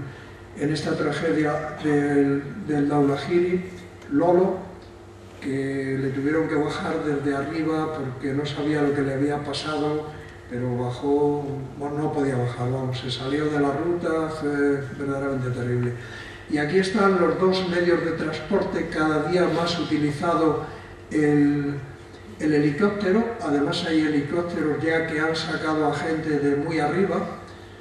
Intentaban en esta tragedia del Dhaulagiri llegar, pero allí no podía llegar el helicóptero. Ha sacado a gente como a Juanito y a Carlos Pauner del Annapurna de 6.900 metros. Aquellos coreanos el año del Manaslu en primavera también lo sacó de 6.000 y pico. Y bueno, lo que hay es que no hay que pensar en que un helicóptero te puede sacar, porque no es así. La mayoría de las veces no es así. Cuando ocurren cosas siempre hace mal tiempo, no puede ir el helicóptero, y además tampoco de muy arriba pueden sacar a gente. A Pauner y a Juanito les sacó, pero colgando de un cable. Y bueno, en esto del Manaslu no puede ser. Espero que esto no se convierta como se ha convertido el móvil, que ahora en cualquier sitio, en una chorrada de la Pedriza, pues hay una persona que coge el móvil y llama a los bomberos para que se lo lleven de ahí. Espero que en el Himalaya no se convierta en que la gente piense que puede arriesgar más porque le puede sacar un helicóptero, porque no es así. Y no debe ser así. Cuando uno está por encima de 7.000 metros, sobre todo, y alguna vez más abajo, tiene que contar con lo que puede hacer él, nada más, porque nadie está en condiciones normalmente de ayudarle, a no ser que haya un equipo allí con mucho oxígeno, como pasó en el Lhotse con este amigo Lolo, que unos serpas que bajaban del Everest, unos guías argentinos, amigos nuestros, pues pudieron ir a por él. Y uno de mis últimos verdaderos fracasos pues ha sido la Annapurna. La Annapurna en el 2012 ya tenía un equipo estupendo, ya estaba con el BBVA, Carlos, un chaval estupendo, médico, andaluz, vive en Granada, el cabrito vive en Sierra Nevada, encima, es médico, pero tiene mucho tiempo libre porque elige lo que quiere trabajar prácticamente, puede hacerlo, está haciendo unos estudios sobre la altura estupendos. Ahora se ha llevado muchas cosas para llevar muestras de orina y de saliva. Yo le entregué una muestra de saliva que hice en el punto más alto del Cachenjunga, donde estuve, a 8.300 metros, y es un tío interesantísimo, cada vez más interesado por la medicina deportiva y por la medicina de montaña. Un tío encantador. Y bueno, y luego mis amigos Dani y Luis, los cámaras. Aquí está Muttu, el Sherpa que siempre viene conmigo, y aquí está Batente Lagunilla también, y un amigo sudamericano que nos acompañó, compartía permiso con nosotros, y un grupo de Sherpas. Entre ellos mi buen amigo Muttu, que ya viene también con nosotros su hijo, que estos son terribles, porque tiene 40 años, pero ya tiene un hijo de 21 o así. Bueno, y esto, el campo base es lo mejor del... Bueno, lo mejor no, porque es una montaña magnífica, la Annapurna, lo que pasa es que bastante peligrosa y sobre todo esta primavera. Y el campo base es uno de los sitios para campo base más agradable. Casi todos los campos bases, como vamos a ver luego, son terribles, porque vas encima de un glaciar, encima de rocas, y aquí estás con hierba y es agradabilísimo, no hay que mover la tienda nunca. En los otros sí se mueve la tienda porque el glaciar se mueve y se convierte aquello en una cosa muy ondulada donde estás durmiendo. Pero duró poco el campo base así como lo vemos. Hubo nevadas prácticamente durante toda la expedición, fue una expedición tremenda. Aquí estamos abriendo ruta hacia el campo 3. Este cruce es muy peligroso, aquí se ven las avalanchas que caen y es uno de los sitios más peligrosos, también más abajo. Y aquí pues he vivido una aventura verdaderamente tremenda. Aquí estamos subiendo y cae una avalancha por ese corredor. No pasó nada, ¿eh? Este polvo era polvo nada más, no bajaba ningún bloque. Yo ya estoy aquí arriba, precisamente estos dos que se ven somos Tente Lagunilla y yo. Pero ha sido una de las cosas más duras que me han ocurrido, porque en día y medio me cayeron, no las vi de lejos, sino me cayeron 3 avalanchas. Esta, que el polvo, bueno, pues nos pilló a todos, nada más que un poco de viento y un poco de susto, pero nada más. Luego llegamos al campo 3, este es Don Bowie, un alpinista americano fuertísimo, había llegado el primero allí al campo 3, y luego llegamos nosotros, montamos nuestra tienda, Don ya la tenía montada, íbamos con Muttu y otro Sherpa, y veréis lo que nos ocurrió durante las horas. Hola gente, aquí en Campo Base, sí, estamos escuchando, bastante impresionados. Confírmame que estáis muy bien, Carlos y tú, cambio.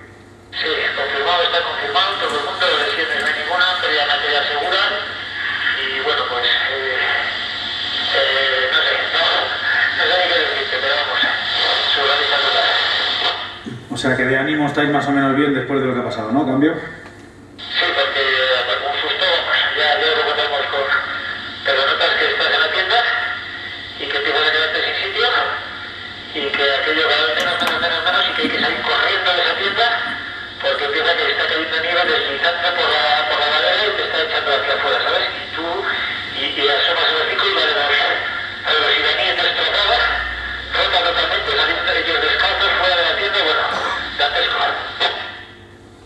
Madre mía, ¿y cómo van a pasar la noche, cambio? No, al final como han caído 2 meneos y luego se ha estabilizado, pues hemos podido volver a las tiendas con pavas, ir desenterrando cosas, recuperando, y bueno, pues yo creo que al final es menos de lo que parecía en un principio, pero porque hemos mantenido aquí la calma y no hemos salido corriendo, pero que tampoco se podía ir a ningún sitio.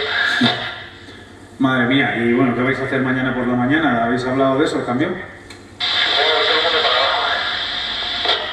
Madre mía, ¿campo 2 o incluso campo base, cambio? No lo sé, ahora estamos aquí demasiado alterados para eso. Carlos, ¿cómo estáis? Cuéntame, cambio. ¿Qué pasa, Nacho?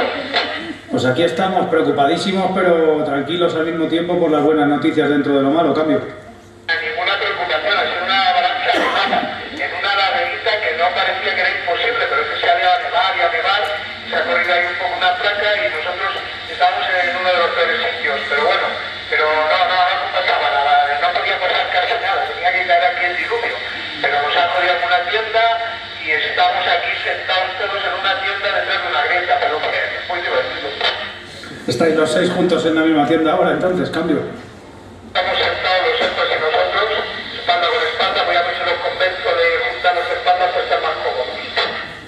Vale, ¿cómo está Muktu y los demás? ¿Cambio? Unos campeones, como siempre, han ido a recoger la tienda, han podido sacar todo lo que hemos podido ahí entre todos y han traído la tienda para acá detrás de una grieta y hemos empezado a montarla y tal, igual muy bien, pues todo fenómeno.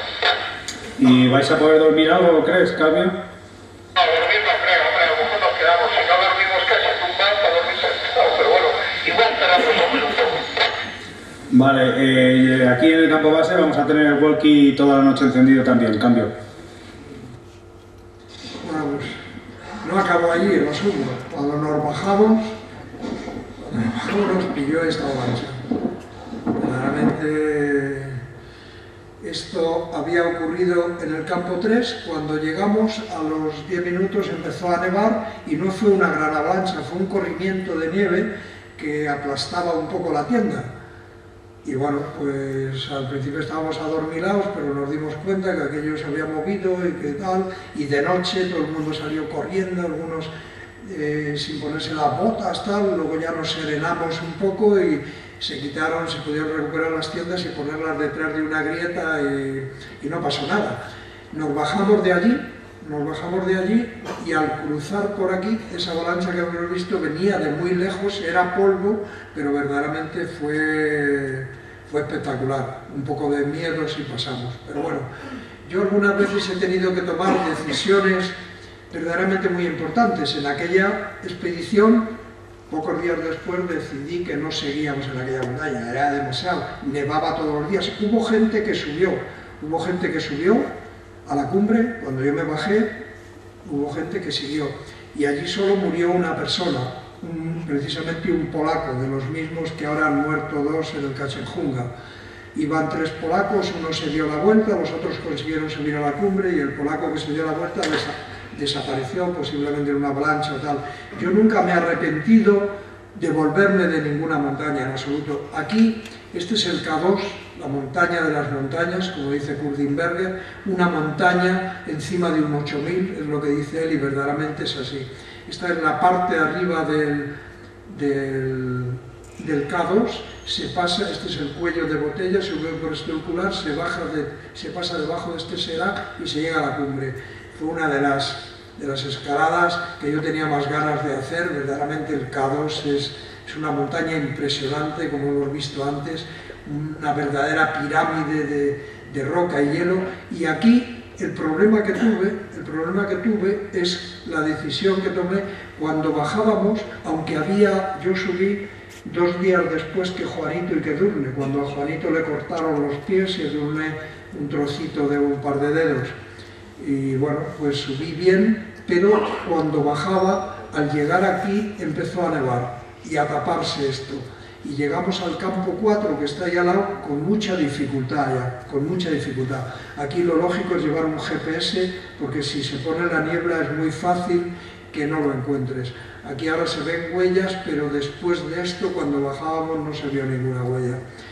Y llegamos al campo 4, yo estaba muy cansado, como es lógico, había subido del campo base al campo 2, que es una barbaridad, campo 3, campo 4, cumbre, y al llegar al campo 4 tomé la decisión de bajar hasta el campo 3, porque desde el campo 4 al campo 3 no hay cuerdas y te puedes perder, te pierdes, se ha perdido mucha gente.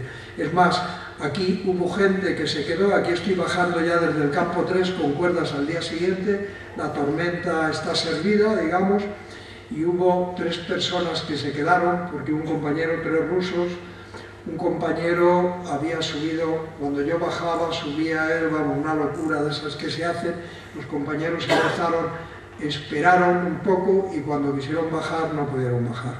Y tomé esa decisión de bajar lo antes posible al campo 3, que sabía que desde allí bajaba porque había cuerdas, pero sin embargo encontrar el campo 3 con mal tiempo puede ser muy complicado. Ya estoy bastante bajo, cada vez hay más visibilidad y bueno, pues fue una maravilla. Y ahora voy a poner algún vídeo de mis entrenamientos. Uno de mis entrenamientos favoritos es la bicicleta hoy día, porque correr no me va bien para las rodillas, y el esquí de fondo. Siempre el esquí de fondo, de joven he competido mucho y este año incluso he participado en una carrera que era de 6 horas Y bueno, se ve un poco raro por la pantalla, pero vamos, se ve un ritmo rarito. Si os fijáis bien en mi pierna izquierda, veréis que prácticamente no hace nada, solo acompaña a la otra. Yo tengo un problema en la pierna izquierda, ahora mismo tengo un poco de dolor en la rodilla. Vamos, van a hacer un escáner para ver el menisco el lunes y espero que no sea nada porque no me pienso operar de ninguna forma. Y eso veis, la pierna izquierda que trabaja fatal, no hace casi nada, todo el peso lo lleva a la derecha, esta le acompaña. Y además la tuerzo una barbaridad, un desastre, pero vamos, hay que convivir con lo que uno tiene, no hay más, vamos, esto no...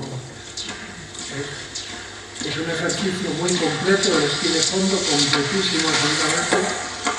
Bueno, pues vale, el esquí de fondo.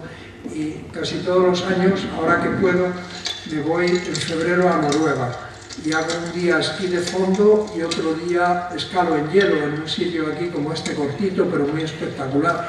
El escalar en hielo no es que me sirva como entrenamiento, nada más que psicológico, no de fuerza, ¿no? Para los 8000, pero la cabeza también es muy importante y moverte en este terreno un poco difícil. No es terrible porque es muy cortito y tal, pero es un poco difícil, como es lógico, pues te sirve también para luego moverte en pendientes de 50 y 60 grados o destrepar, como ha pasado en el Tanchejunga, por un sitio sin cuerda, pues con más facilidad si eres capaz de hacer estas cosas. Es un entrenamiento nada más, muy bonito, pero nada del otro mundo, vamos. Pero con estas herramientas, estas no se parecen en nada a ese piolet que habíamos sacado en el Manaslu el año 75. Esto es una maravilla. Con un pequeño golpe de muñeca se clava maravillosamente, impresionante, ¿no? Y me encanta la escalada de hielo. Yo empecé a hacerla ya bastante mayor y he hecho escaladas muy bonitas, muy bonitas en Canadá, sitios espectaculares. Una escala de 800 metros maravillosa, y estos son cosas cortitas, un poco difíciles, pero nada, con esas herramientas, como veis, pues es una auténtica maravilla, vamos. Y bueno, esto empezó hace muchos años, como os ha dicho Ángel, esta es mi primera salida al Guadarrama con mi amigo Antonio Riaño, íbamos a conquistar el Guadarrama a los 14 años. Aquí ya soy un escaladorcillo, ya aquí habíamos hecho una ruta nueva en el Torreón de los Galayos con mi amigo Joaquín Pérez Serrano, con el que fui por primera vez a Chamonix en una Vespa 125, las dos personas, y pasando por el Valle de Ordesa antes y haciendo el Tozal del Mayo. Como veis, fijaros en la camisa, lo que duraban antes las camisas. Aquí sigo teniendo la misma camisa, han pasado unos cuantos años. Era la camisa de ir a la montaña, una camisa de franela maravillosa que se va en aquellos tiempos. Y los pantalones de pana hechos de unas cortinas viejas porque mi profesión ha sido tapicero. Llevábamos las chaquetillas de aviación que comprábamos en el rastro para rapelar, que se rapelaba pasando la cuerda por el hombro y por un mosquetón. Han cambiado muchas cosas, en tanto tiempo han cambiado muchas cosas. Y aquí está mi primera escalada difícil, la cara oeste del Ru. Aquí llevaba una mochila de plástico que me había hecho yo, llevábamos tacos de madera, las clavijas, lo que se utilizaba. Y empezábamos a escalar porque en la foto anterior, aquí estamos escalando todavía con cuerdas de cáñamo. ¿Veis? Unas cuerdas enormes de cáñamo. Era lo que había en aquellos momentos. Y aquí empezábamos en los Alpes, casi estrenamos un poco antes la primera cuerda de nylon que teníamos, era un Cordino Asmi de 7 milímetros. Ahora cualquiera de estos técnicos que escriben en tal dicen que claro, ir con 7 milímetros es una barbaridad. En esta pared estuvimos con 3 bivac y hacíamos la primera ascensión española a la cara oeste del Ru. Era mi primera escalada difícil y uno de los primeros sextos grados hecho por españoles. Esta foto ya está separada, es la misma sitio. Esta es la oeste del Ru y este es el Pilar Morati, que ahora casi no existe, se ha caído parte de él. Pero aquí habían cambiado muchas cosas. Aquí tenía 23 años y aquí tenía 50. Había los primeros pies de gato, tal, llevábamos boudrier, aquí vamos atados a la cintura, al pecho vamos con el nudo checoslovaco, Y bueno, y aquí en una ruta muy parecida y con 50 años y aquí con 23, aquí hicimos 3 bivac y aquí salí del refugio Chartois con un amigo que llevaba una mochilita, hicimos el tour, el Pilar Bonatti sin bivac. Dormimos, pasamos unas horas en la Flan de Pie y volvimos al refugio donde habíamos salido. ¿Qué habían cambiado? Sobre todo la mentalidad, un poco el material, no cabe duda, pero sobre todo la mentalidad. Aquí, como os he dicho, mis escaladas en hielo, aquí estoy uno de los largos más difíciles, además no llevaba casco, llevaba hecho un chulillo ahí con una gorra y estuve a punto, era un hielo durísimo, lo pasé en este trozo que aquí, lo pasé un poquito justo. Y aquí es una cosa que a mí me gusta mucho, nunca he hecho mucho grado, pero me gusta mucho escalar sin cuerda. Y aquí estoy en la cara norte del Liscal, en Suiza, es una pendiente de 60 grados como máximo, pero bueno, con un amigo, con Pedro Rodríguez, mi amigo Pedro, haciendo esta escalada sin cuerda, una escalada de casi 1000 metros y en los Alpes a un 4000 muy bonita. Y bueno, mis entrenamientos ahora desde que me he jubilado vivo en Moralzarzal y en este cortafuegos pues por ahí ando medio trotando así cuesta arriba con los bastones, utilizo mucho los bastones siempre para proteger las rodillas, sobre todo en las bajadas, lo mismo en la montaña que en los entrenamientos utilizo bastones para que las rodillas me duren algún año más, nada más. La bicicleta, sobre todo la de carretera, tengo también bici de montaña, ahora vivo aquí, esto es muy cerca de mi casa y está Maliciosa y tengo todas las posibilidades. También hago esta escalada que es la Parada de Santillana, una de mis primeras rutas que hice en en la Pedriza. Además es una ruta que para llegar allí hay que andar bastante, entre subir, escalar y bajar, me dura casi 5 horas y es uno de mis entrenamientos favoritos. Antes venía con mi perro, aquí es el paso un poco más delicado, llevo unos anillos y me aseguro un poco en ese paso y luego pues subo, todo el rato subo sin cuerda. Es un 4º grado y todavía lo puedo hacer, este año no lo he hecho pero lo haré algún día. Esta es mi familia, tengo 4 hijas y desde muy pequeñas hemos ido a la montaña juntos, aquí venían al principio a la Pedriza solo a jugar con otros hijos de otros amigos, esa es Cristina, mi mujer. A Cristina la conocí en la montaña, la conocí en la Pedriza, escalamos un poco juntos, hemos subido al Cervino y al Mont Blanc juntos también. Aquí es en Dolomitas, una cordada familiar, 3 de las hijas, mirad Cristi qué carita tiene de jovencilla. Con ellas he hecho esquí de fondo, esquí de montaña y muchas escaladas. Y este es el Catinacho, también luego aquí después de subir por la ruta normal con las hijas, pues con unos amigos que estaban por ahí cerca, hice una vía de 6º grado, la vía Steger y siempre he intentado combinar pues, las salidas con la familia con la escalada difícil. Aquí es cuando yo subo con mi mujer, con Cristina, al Cervino. Ella tenía muchas ganas de subir al Cervino y veníamos con 2 hijas que nos esperaban en la cabaña de Horley. Luego 2 años después subí con Sonsoles, mi hija mayor, que aquí me hizo prometerle que algún día vendría a subir con ella. Y bueno, subimos, así como con Cristina, tardamos, dormimos a la bajada en la cabaña Solvay, Sonsoles y yo lo hicimos a una velocidad, también estaba en mejores condiciones. Esta vez que subí con Cristina tenía mucha nieve y la bajada se puso un poco difícil. Aquí estoy haciendo con 2 de las hijas el Tozal del Mayo, una vía de 6º grado en aquellos momentos. Fíjate, Cristi debe tener, pues aquí debe tener 15 años o así, pero fijaros con qué tranquilidad está en una travesía, que no la estoy asegurando directamente. Las cosas que se aprenden desde niño, verdaderamente se aprenden muy bien. Nada de ninguna crispación en las manos, sino con mucha tranquilidad. Y he pasado una época de mi vida pues muy buena, escalando con mis hijas y yendo a sitios muy interesantes. Y ahora, bueno, pues son 2 de mis nietos. Este es un gran deportista, sirve para hacer lo que quiere, lo mismo juega al rugby que al fútbol, que escala un poco en los rocódromos del colegio, nada maravillosamente. Es mi hija Mónica, vive en Inglaterra, ya hace tiempo está casada con el inglés, ya se nota que son ingleses los niños. Estoy subiendo al yelmo con ellos y bueno, pues eso. eso es parte de mi vida y esta es la última foto. Tengo un par de vídeos aquí pequeñitos del Cachenjunga, pero yo creo que ya está bien de montaña, eso ya lo veremos en otra ocasión.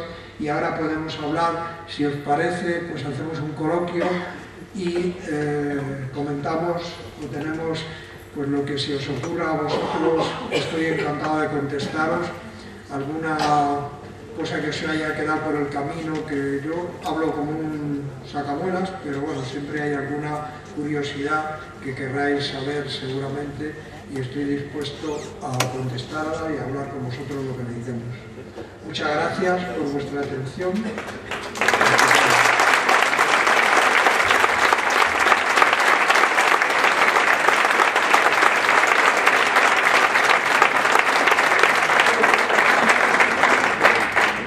Y ahora podemos hacer dos cosas. Yo bajo por ahí y me preguntáis de donde sea y os contesto para todos, o se reparte el micrófono y contesto desde aquí, pero me gusta más, como oigo un poco además, casi más.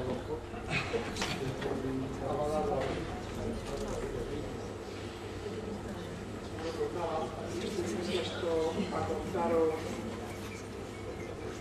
lo que no, las dudas que tengáis.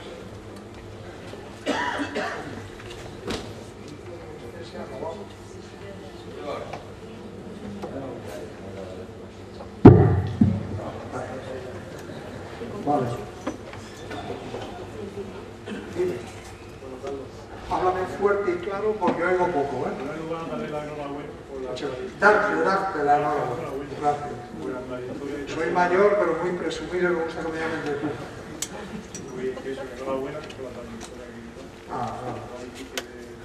Tengo la suerte de poder hacer esas cosas y ahora con más tranquilidad porque tengo un equipo que viene conmigo y es una maravilla. Una de las cosas me ha llamado muchísimas cosas la atención, pero una de ellas ha sido que he visto que en varias expediciones ha podido compartir los permisos. Sí, los he compartido. Cuando iba yo solo no tenía más remedio, porque normalmente el permiso se paga entero, lo mismo en Pakistán que en Nepal, se paga entero para una expedición de 6 o 7 personas, y entonces, aunque luego cada uno vaya a su aire, pues se juntan para compartir el cocinero y compartir además el permiso de la montaña. Pues está estipulado, supongo, un mínimo de personas para ese permiso. Eso es. Entonces, supongo que la gente mirará en, bueno, no sé, a través de una Sí, nos conocemos mucha gente y luego la misma agencia. Ahora, así como las primeras expediciones tardábamos 2 años en prepararlas, reuniones y más reuniones, que no se pueden para nada normalmente. Ahora yo con un teléfono monto una expedición en un cuarto de hora, ¿sabes? Porque es muy fácil, no porque yo sea muy listo, que no lo soy, ¿eh? Cuando queráis. Y entonces hay muchas agencias, lo mismo en Nepal que en Pakistán, que se encargan de los porteadores, de tal. Yo he tenido varias épocas, las primeras en las experiencias. Cuando tú me preguntas una cosa y yo te contesto 40.000, dime qué me vas a preguntar. Vale. Por ejemplo, un particular, como cualquiera de nosotros, que tenga interés en ir a Himalaya.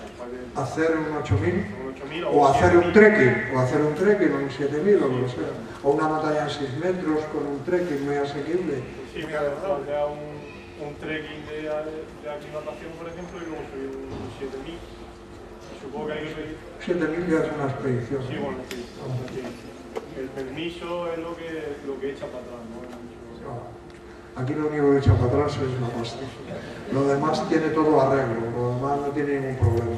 Hay muchas agencias en Nepal que con un correo electrónico pues te organizan un trekking o lo que sea. Incluso las hay aquí en España.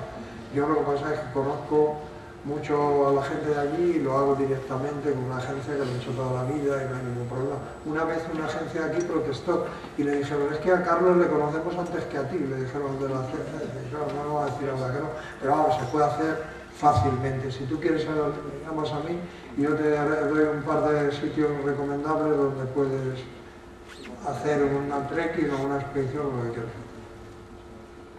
Muy bien. Pues no es nada difícil. Antes ya te digo que eran reuniones y tal. Y lo que te estaba diciendo, yo he tenido una época, las primeras expediciones que fui, las pagaba el Estado, el Consejo Superior de Deporte, aquello del Maquile, la del Cáucaso, las primeras del Everest, digo, las primeras del Himalaya, y luego tuve una época que yo ya tenía experiencia y entonces montaba yo una expedición.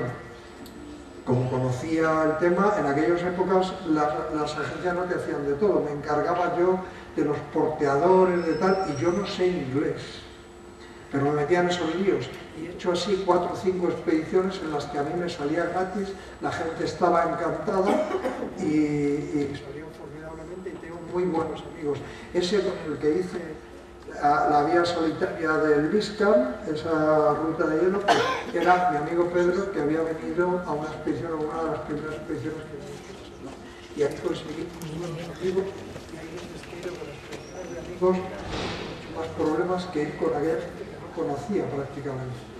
Y luego la he conocido allí, porque querían ir conmigo, porque se fiaban de mí, y fue una época en la que fui a tal. Luego he ido consiguiendo, porque esto del dinero es muy complicado, como es lógico, he ido consiguiendo pequeños sponsors y los he tenido últimamente, y ahora tengo un sponsor fantástico que está encantado de la vida, a pesar de que no me subo a ninguna parte.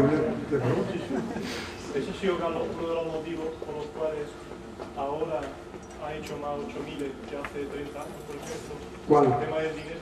No, el tema de tener más tiempo libre.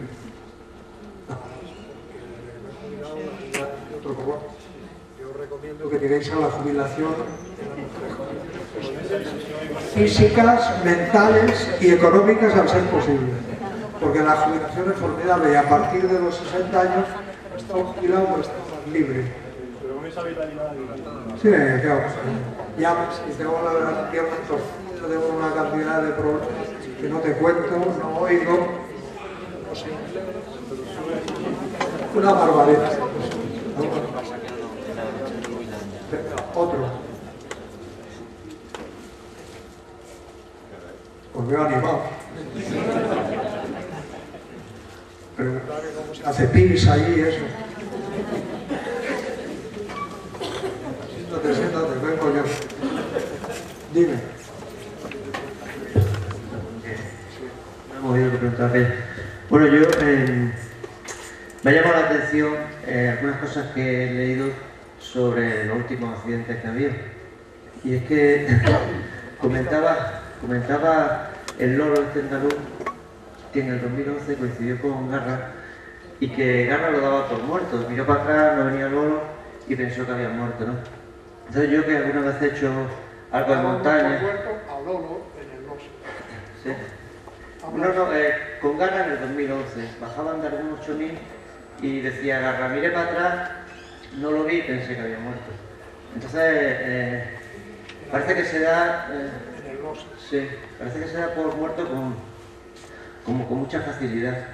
Y en esta última accidente, por lo visto, había una expedición japonesa y una india que se volvieron cuando el accidente pasó. Nos han sacado un helicóptero también, aparte de... Entonces, me llama la atención, aunque has dejado claro que uno cuando sube no debe esperar que nadie le ayude, ni siquiera un helicóptero, que tiene que depender de sus propias fuerzas, me llama la atención que algunas veces da la impresión de que los montañeros, si tienen que elegir entre ayudar a un amigo o a un acompañante o hacer cumbre, da la impresión de que están un poco obsesionados por la cumbre, no sé, por las noticias que nos llegan a los que no somos...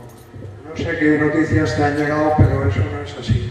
Lo que sí que es verdad es que si te estás bajando de la montaña, no estás para ir a ayudar a nadie. Aparte de que es dificilísimo ayudar a alguien, sobre todo donde Juanjo Garra estaba. Lo de Juanjo Garra ha sido muy triste.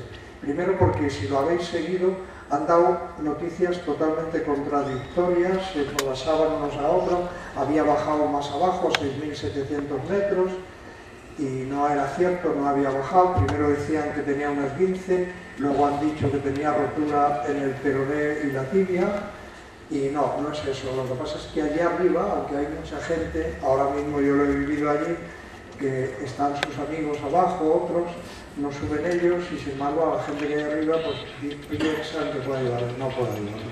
por encima de 7.000 metros es muy difícil. Al oro lo bajaron unos guías, habían subido con oxígeno al Everest y le dieron por casualidad, porque se estaba hablando con Walkie. Yo cuando estaba allí, yo había bajado pronto de la cumbre, me había acostado y por la mañana cuando me levanté bajaba una pareja que es Isa y Robert. A él le cortaron 14 o 16 dedos y les pregunté, digo, ¿habéis visto a Lolo? Y dijeron, no, no lo hemos visto. Y entonces pensábamos que Lolo había caído. Yo, aunque no hubiese caído, no había podido subir a subirlo, eso te lo aseguro. Y estos le vieron desde lejos y fueron allí porque tenían bastante oxígeno, fueron con oxígeno, fueron con un par de serpas y le bajaron como si le bajaron una camilla, vamos, por las cuerdas que había allí. Lo de Juanjo Garra era imposible, porque a pesar de todo lo que decían, de subían, de tal, el helicóptero de allí no lo sacaba. Él estaba... Sobre todo por la expedición esta que había de japoneses y de hindú, que si su propio Sherpa aguantó allí 4 días, intentó bajarlo y lo bajó algunos cientos de metros, entre dos expediciones da la impresión de que iban un poco a lo suyo, quiero decir, no hacemos cumbre, nos damos la vuelta y cada uno que se... Murió una japonesa y sacaron a otros en helicóptero del campo 3 que estaba a 7.300 metros. Juanjo Garra estaba muy cerca de 8.000 metros. La primera parte es la travesía, yo conozco muy bien esa montaña. El año pasado dormí 2 noches cerca de donde estaba Juanjo Garra y por el fuerte viento no pude subir. Y la primera parte que tenía que bajar era diagonal en una pendiente. A una persona que tiene una pierna rota o que no se puede valer por él mismo, por ahí no le bajas. Le bajas por un sitio vertical que le puedes descolgar. Allí para eso había hecho falta un grupo de gente expertísima, haber puesto una cuerda como de 200 metros en diagonal, con puntos fijos muy fuertes, y meterle con 2 mosquetones de los pies y del cuerpo y descolgarle así. Una vez llegado, como decían, a 6.600 metros, que es donde yo tuve el campo 3 el año pasado, de allí se le puede bajar, aunque tenga la pierna rota, porque se descuelga verticalmente. Por lo menos se le puede bajar al campo 2 y del campo 2 que se lo lleve un helicóptero.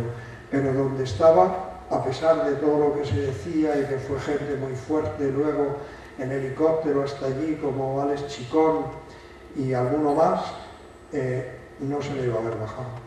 Muy difícil se podía bajar, lo cual siempre hay que hacer todo lo posible. Y el Sherpa que estuvo con él es para hacerle un monumento. Una persona que se baja y vuelve para estar con él, no le pudo bajar casi nada, no pudo.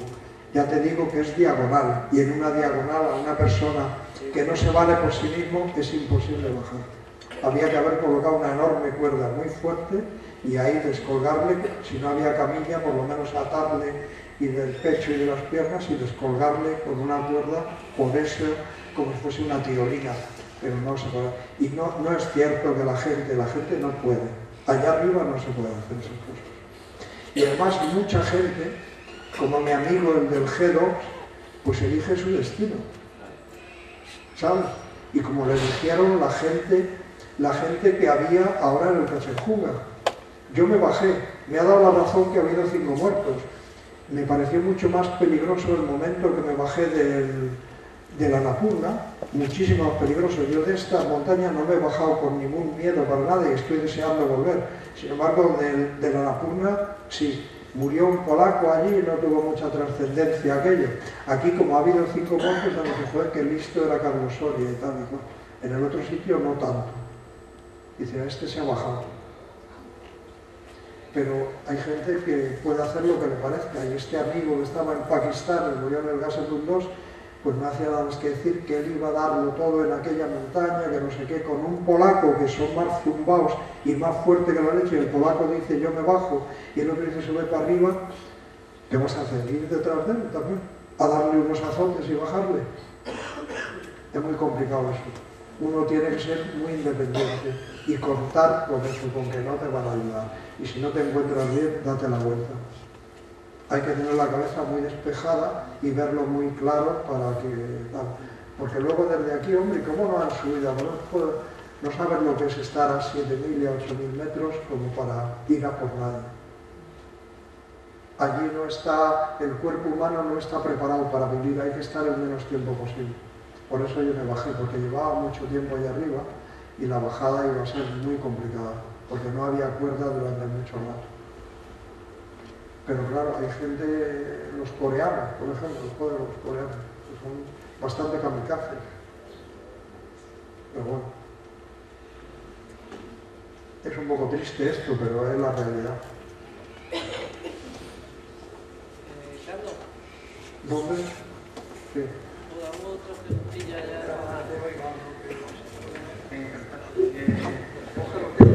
Otra preguntilla para salidas que hacemos nosotros, el tema de comida. ¿Qué se recomienda llevar así para salidas de fin de semana, dormir en la sierra y eso? Pues no ir muy cargado de queso y todo el tema.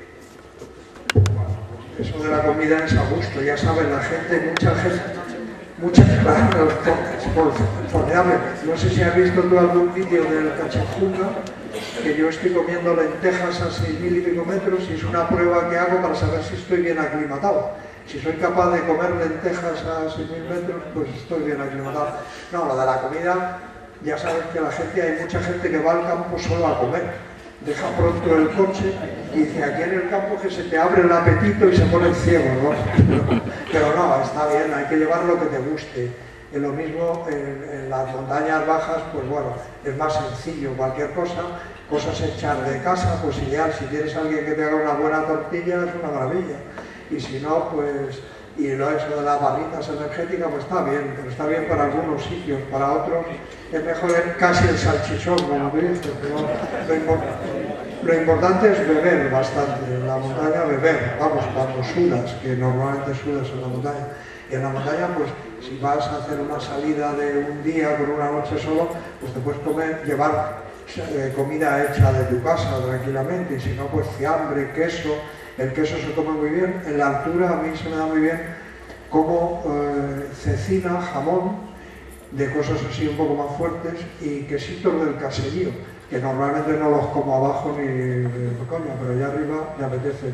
Y luego beber sopas y tal, pero en estas montañas en las que vas una sola noche a lo mejor, pues te puedes llevar cosas hechas de casa, que no pesen demasiado, pero cosas hechas de casa es lo más agradable. Te apetece más una tortilla de patata con cebolla, a mí por lo menos, que cualquier otra cosa.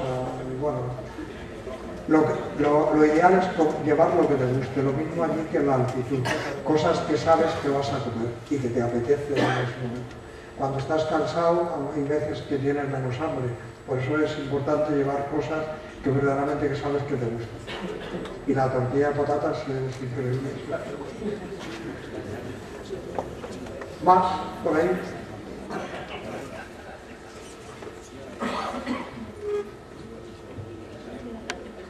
No sé. Este es un cliente fijo,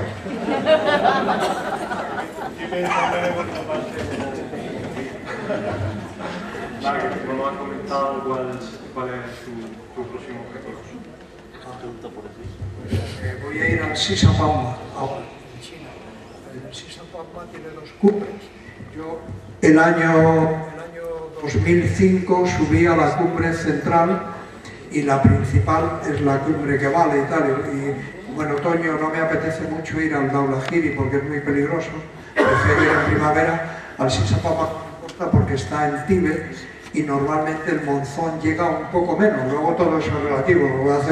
Puede nevar mucho, puede nevar poco, pero lo lógico es que nieve menos, sobre todo que en el Annapurna y que en el Dhaulagiri. Y que en el Cachejunga, aunque al Cachejunga se puede ir también más fácil en otoño que no al Dhaulagiri y al Annapurna. Y voy allí al Sisapamma a intentar hacer la cumbre principal. El año aquel fue un año terrible para mí. El año 2005 me caí escalando en el Peñón de Ifat y tuve un pinzamiento que me duró casi 3 meses sin poder andar. Se iba mi material hacia el Makalu, yo no me pude ir, y luego a base de fisioterapeutas, bicicleta, tal, pude salir, y en otoño fui solo al Sisapamma y subí a la cumbre central.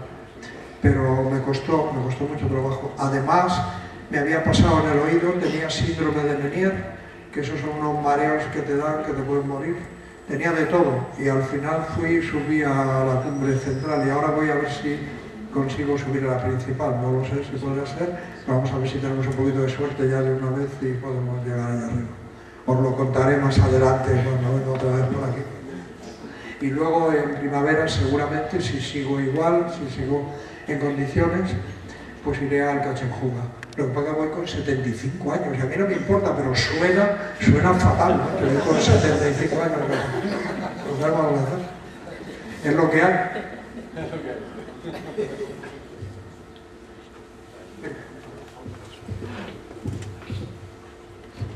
Carlos, ¿has tenido alguna vez problemas de congelación en los pies o en manos? ¿Los deditos los tienes todos?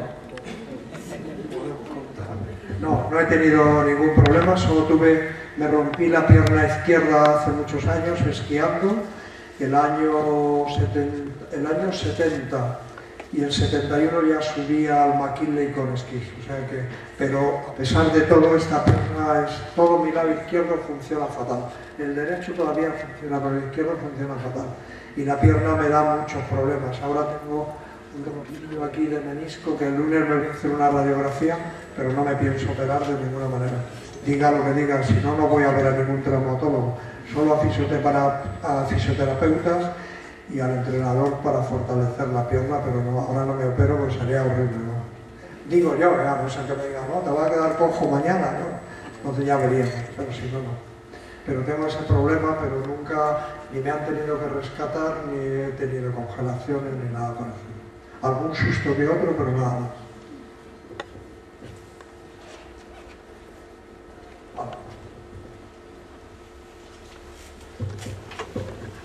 Bueno, Carlos, los objetivos actualmente los impone el BBV, te los pones tú, tienes objetivos que no se han subido a cumbre de 8.000 metros. ¿Y cómo te curaste del síndrome de Meniere?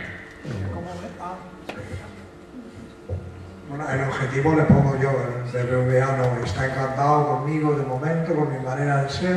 A mí me llamaron del BBVA, no fui yo a pedir, me llamaron, me dijeron que me iban a ayudar a cumplir mi sueño y lo están haciendo muy bien, porque me aguantan ahí y no me subo a ninguna parte, pero bueno. Y lo del síndrome de Meniere no me curé, no me curé. Al SISA me fui al pasar por donde, como cuando tienes el síndrome de Meniere, cuando tienes cosas de nervios y tal, te dan más fácilmente mareos. Y cuando entraba por la policía, que había dejado la carga y tal, entraba al pasillo, le tocaba a los lados y tuve que pasar 2 o 3 veces, pero no me pasó nada. Se me ha curado, no sé por qué, porque uno quiere curarse y se cura. Quizá porque he perdido este oído, prácticamente lo he perdido. Y además de perder el oído, ayer he perdido el altavoz que llevo aquí puesto, se me perdió ayer. Aunque con este oigo muy poco, con el que más oigo es con el derecho. Y se me ha quitado, no sabemos ni se lo preguntemos a nadie porque se me ha quitado solo. Allí la última vez fue eso. ¿Tienes un amigo que lo tiene? Pues es terrible. Yo alguna vez me he levantado de la cama y me he tenido que ir arrastrando al cuarto de baño, agarrarme la traza y ahí echas hasta los calcetines, casi te salen por abajo. Es horrible, horrible, horrible. El mundo te da vueltas. Y una vez que estuve en el Cachenjunga, todavía no tenía, me metieron en una tienda de campaña del campo así, porque se me movía la montaña total. Pero hay que luchar y se te acaba quitando. No sé por qué, pero quizá yo lo achaco a que he perdido el oído del todo, pero puede ser eso o puede ser otra cosa. Pero el caso es que se me ha quitado. Y no hablemos de él por si acaso. ¿Más?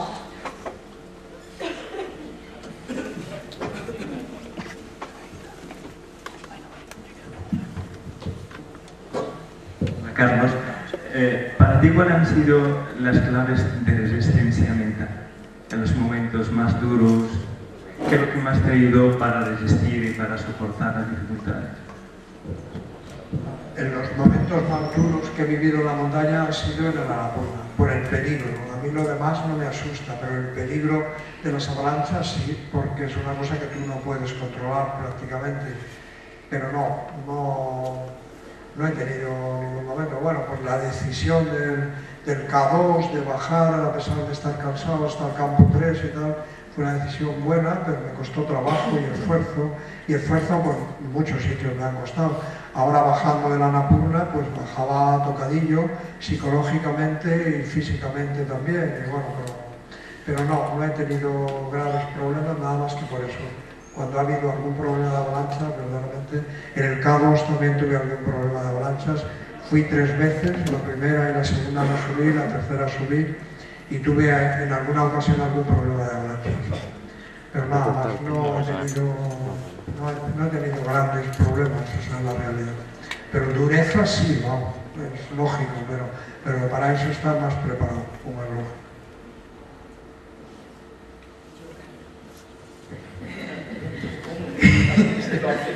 Te quería preguntar, sí, yo tenía muchas ganas de subir al Kilimanjaro, sí, y casi que me has quitado la gana por lo que has dicho, de que parece una feria de tantísima gente. Me imagino que hay, porque he leído algo, que hay muchas subidas, dependiendo del nivel de complicación, ¿no?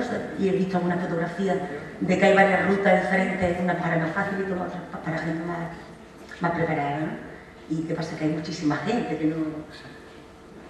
Sí, la verdad es que el Kilimanjaro, yo te recomendaría alguna otra montaña, pero está bien subir el Kilimanjaro, por el viaje, ir a Tanzania, luego puedes ir a ver a los bichitos, al cráter este del Gondokoro, el Gondokoro no, y la verdad que es un viaje muy bonito. Y si vas antes al Kenia y tal, pues todavía más bonito, porque allí hay menos gente. Y sí, el Kilimanjaro es un espectáculo de gente, verdaderamente es una barbaridad, pero en todas las rutas, la mayoría, las rutas son todas fáciles. Yo subí por una que se llama Machame, por la que más gente sube por una que se llama la de la Coca-Cola. Y en la Machame, el último día, nos escaqueamos por un sitio y subimos, llegamos solos a la cumbre. Pero eso no te deja normalmente, pero no pasa nada, el mundo está muy poblado. Y lo que pasa es que muchas veces ahora, cuando hay mucha gente que se asusta de que en el Everest, que es la montaña más alta del mundo, hay mucha gente, en el Everest hay mucha gente al año durante 2 o 4 días, no más. Porque es cuando se puede subir y aprovecha todo el mundo para subir, cuando hay un momento antes de llegar el monzón que separan los vientos y tal, es cuando se sube, más o menos cuando íbamos nosotros también a la cumbre del Tachanjunga.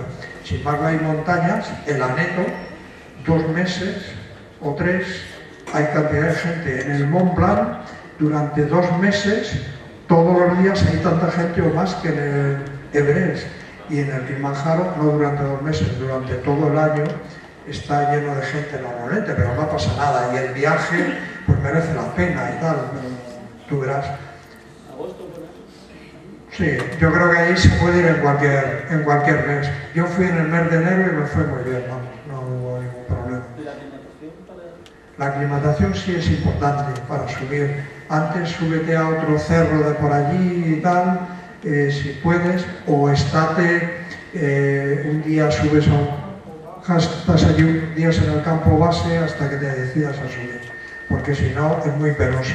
Yo he visto a gente con los negritos empujándole, llevándole a esto de todo, bajando a otros los especie de carromato que tienen con unas ruedas de goma, no sé si lo habéis visto. Pues bajan siempre, porque además muere de vez en cuando alguna persona, porque es lógico, hay muchísima gente y aunque solo sea de muerte natural se puede morir por la cantidad de gente. Pero bueno, pero la verdad es que luego si llegas a la cumbre y tal, pues es bonito y emocionante, pero con gente cuenta que no va a estar sola, ¿no? Eso es, no vais a estar solos.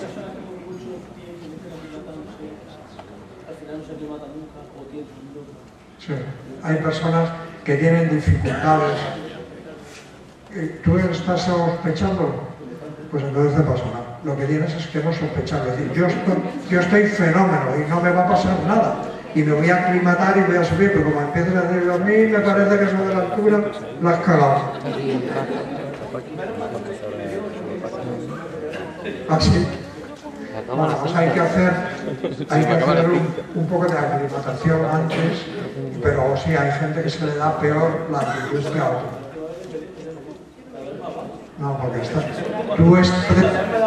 tú estás dejando que te dé, por eso te da. Lo tiene metido en la cabeza. Y vayas donde vayas te da, porque en el veleta que te dé. No. Tú pones de tu parte, yo creo. Quiero ir al Kilimanjaro porque el viaje merece la pena también. Pero si tenéis tiempo y antes pasáis por el Kenia, pues... No, pero no hace falta que subas a ese sitio que subimos nosotros. Pues subir a una cumbre más sencilla y dar un paseo hasta el mismo Kenia y ya te sirve un poco para aclimatación para el otro lado.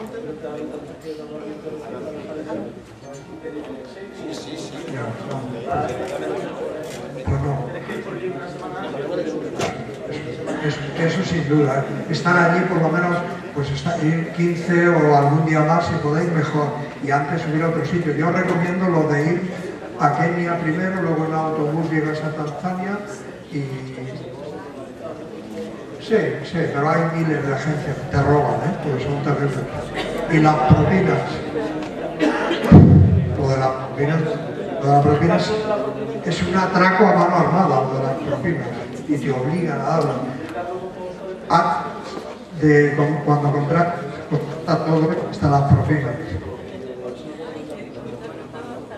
Yo allí no, en Nepal sí, allí...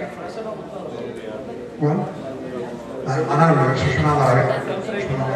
Es una maravilla. Da la vuelta al Manaslu, pasas por 5.000 y pico metros, que tú te pondrás un poco malo, pero enseguida bajas y tú irás perfecta por ahí, le ayudas. Es un trekking mucho más interesante que ir a Kilimanjaro. Sí, eso en Nepal hay una que se llama Tansep, y son muy amigos míos, los llamas de parte mía y te lo organizan.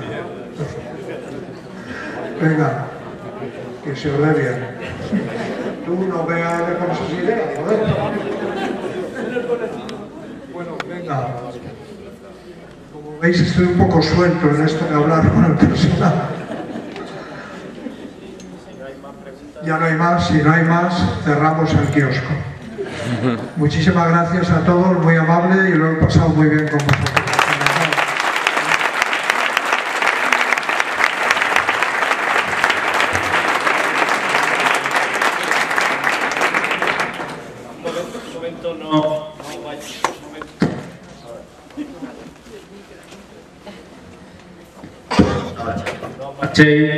Porque ahora vamos a tener un detalle con Carlos y bueno, ya terminamos. Para que tengáis una idea, mañana a las 8 de la mañana es cuando se va a realizar la ruta en Sierra Mágina, desde el Gargantón a Viramundo, con un desnivel de más de 1000 metros. Os animo a que asistáis. Hemos quedado a las 8 de la mañana en la Resol, la gasolinera que hay aquí en la entrada del pueblo. Luego a la tarde, a la vuelta, a las 8:30, en el Centro de Interpretación del Pajarillo, que está junto a la iglesia, vamos a proyectar el documental que nos ha traído Carlos, que gentilmente pues nos lo ha regalado Daniel Salas, que es compañero suyo, que es la cámara que lleva, y entonces es una película, un documental 770, cómo Carlos se ha enfrentado a 8 miles con más de 40 años. Las 7 montañas más altas de los 7 continentes. Las 7 montañas más altas de los 7 continentes, perdón. Y bueno, pues después vamos a poder ver otros 2 documentales más. El domingo tenemos la escalada, igual quedamos a las 8 de la mañana en la Resol para ir aquí a Sierra Mágina a hacer una exhibición de escalada. Y si os esperáis un momentillo ya terminamos el acto, que le tenemos ahí un regalito y con eso terminamos. Ruego por favor que suba la concejal de Cultura, que suba también el presidente del club, que estaba de viaje por trabajo y lo he visto que ha llegado, a Rafael, no sé si andaba... No, está ahí. Y terminamos el acto.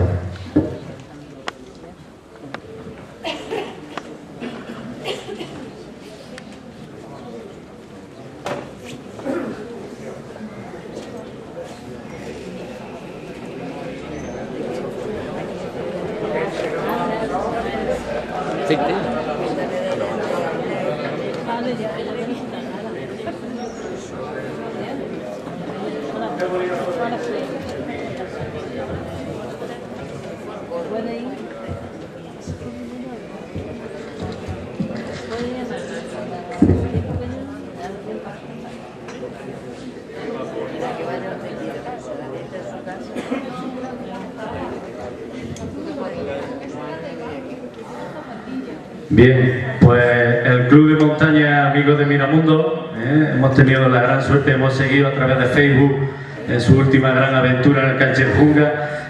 Estuvimos sufriendo muchísimo cuando nos enteramos que se daba la vuelta, y hasta que no se colgaron noticias de que ya había llegado al campo 4 y que se encontraba bien, pues pasamos malos momentos.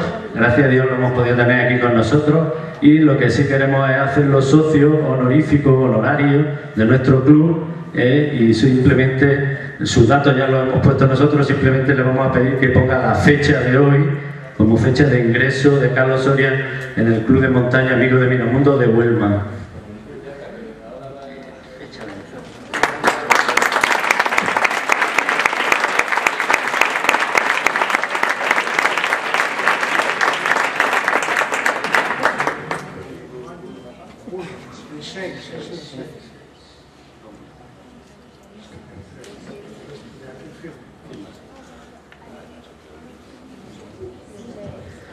También queremos que te lleve un detalle por parte del Club de Montaña, y queremos que lo abras para que lo veas. Te lo entrega Rafael, que es nuestro presidente. Sí, ábrelo para que se vea.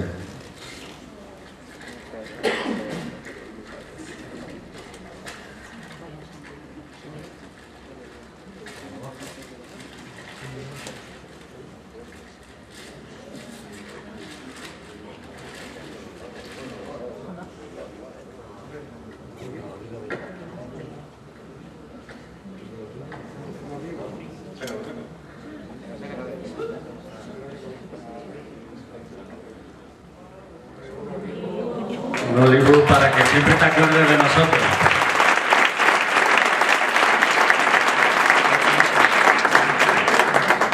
Me gusta mucho, y además yo tengo muchísimo cariño a los olivos. En mi pueblo, en una placita que hay al lado de mi casa, la han hecho hace poco, de estas rotondas que hacen, han puesto un olivo enorme, y me encantan los olivos. Me parece un árbol tan nuestro, sobre todo que da aceite, y eso es lo más importante del mundo, vamos. Y tenemos el mejor aceite del mundo, sin duda. Por parte del Ayuntamiento, la concejal de Cultura, Francisca, te quiere entregar lo que da el olivo, el aceite, para que lo pueda comprobar. Hemos estado hablando antes con él y... No tengo comprobado, lo que no he probado es el de aquí, pero lo voy a probar. Y además antes he estado hablando con Ángel, y le he dicho que nosotros antes llevábamos aceite español, de estas garrafas de 5 litros llevábamos, no para toda la expedición, pero por lo menos para algunas cosas. Y ahora ya hay aceite español en Nepal, y el cocinero lleva aceite español, lleva aceite de oliva. Y me ha dicho, hombre, podías llevar una botella. Y le he dicho que antes de irme que me mande un correo para recordármelo, y voy a guardar una de ellas, y voy a intentar llevármela al Himalaya y mandaros alguna foto con el aceite de aquí. Lo voy a intentar de verdad.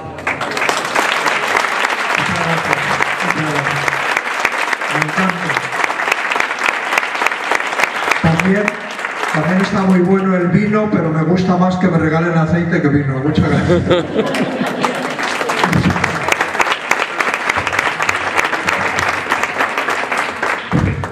Bueno, pues muchas gracias a todos. Ha sido una tarde, yo creo que agradable. He visto que habéis estado muy pendiente de todo lo que he contado. Soy un poco parlanchín, hablo demasiado, pero bueno, he intentado contaros un poco la realidad de las cosas. Hay muchas veces que en esto del alpinismo se cuentan cosas que no son todo reales, pero bueno, yo os he contado lo que hago y lo que hay por el mundo, más o menos. Muchas gracias a todos, muy amables.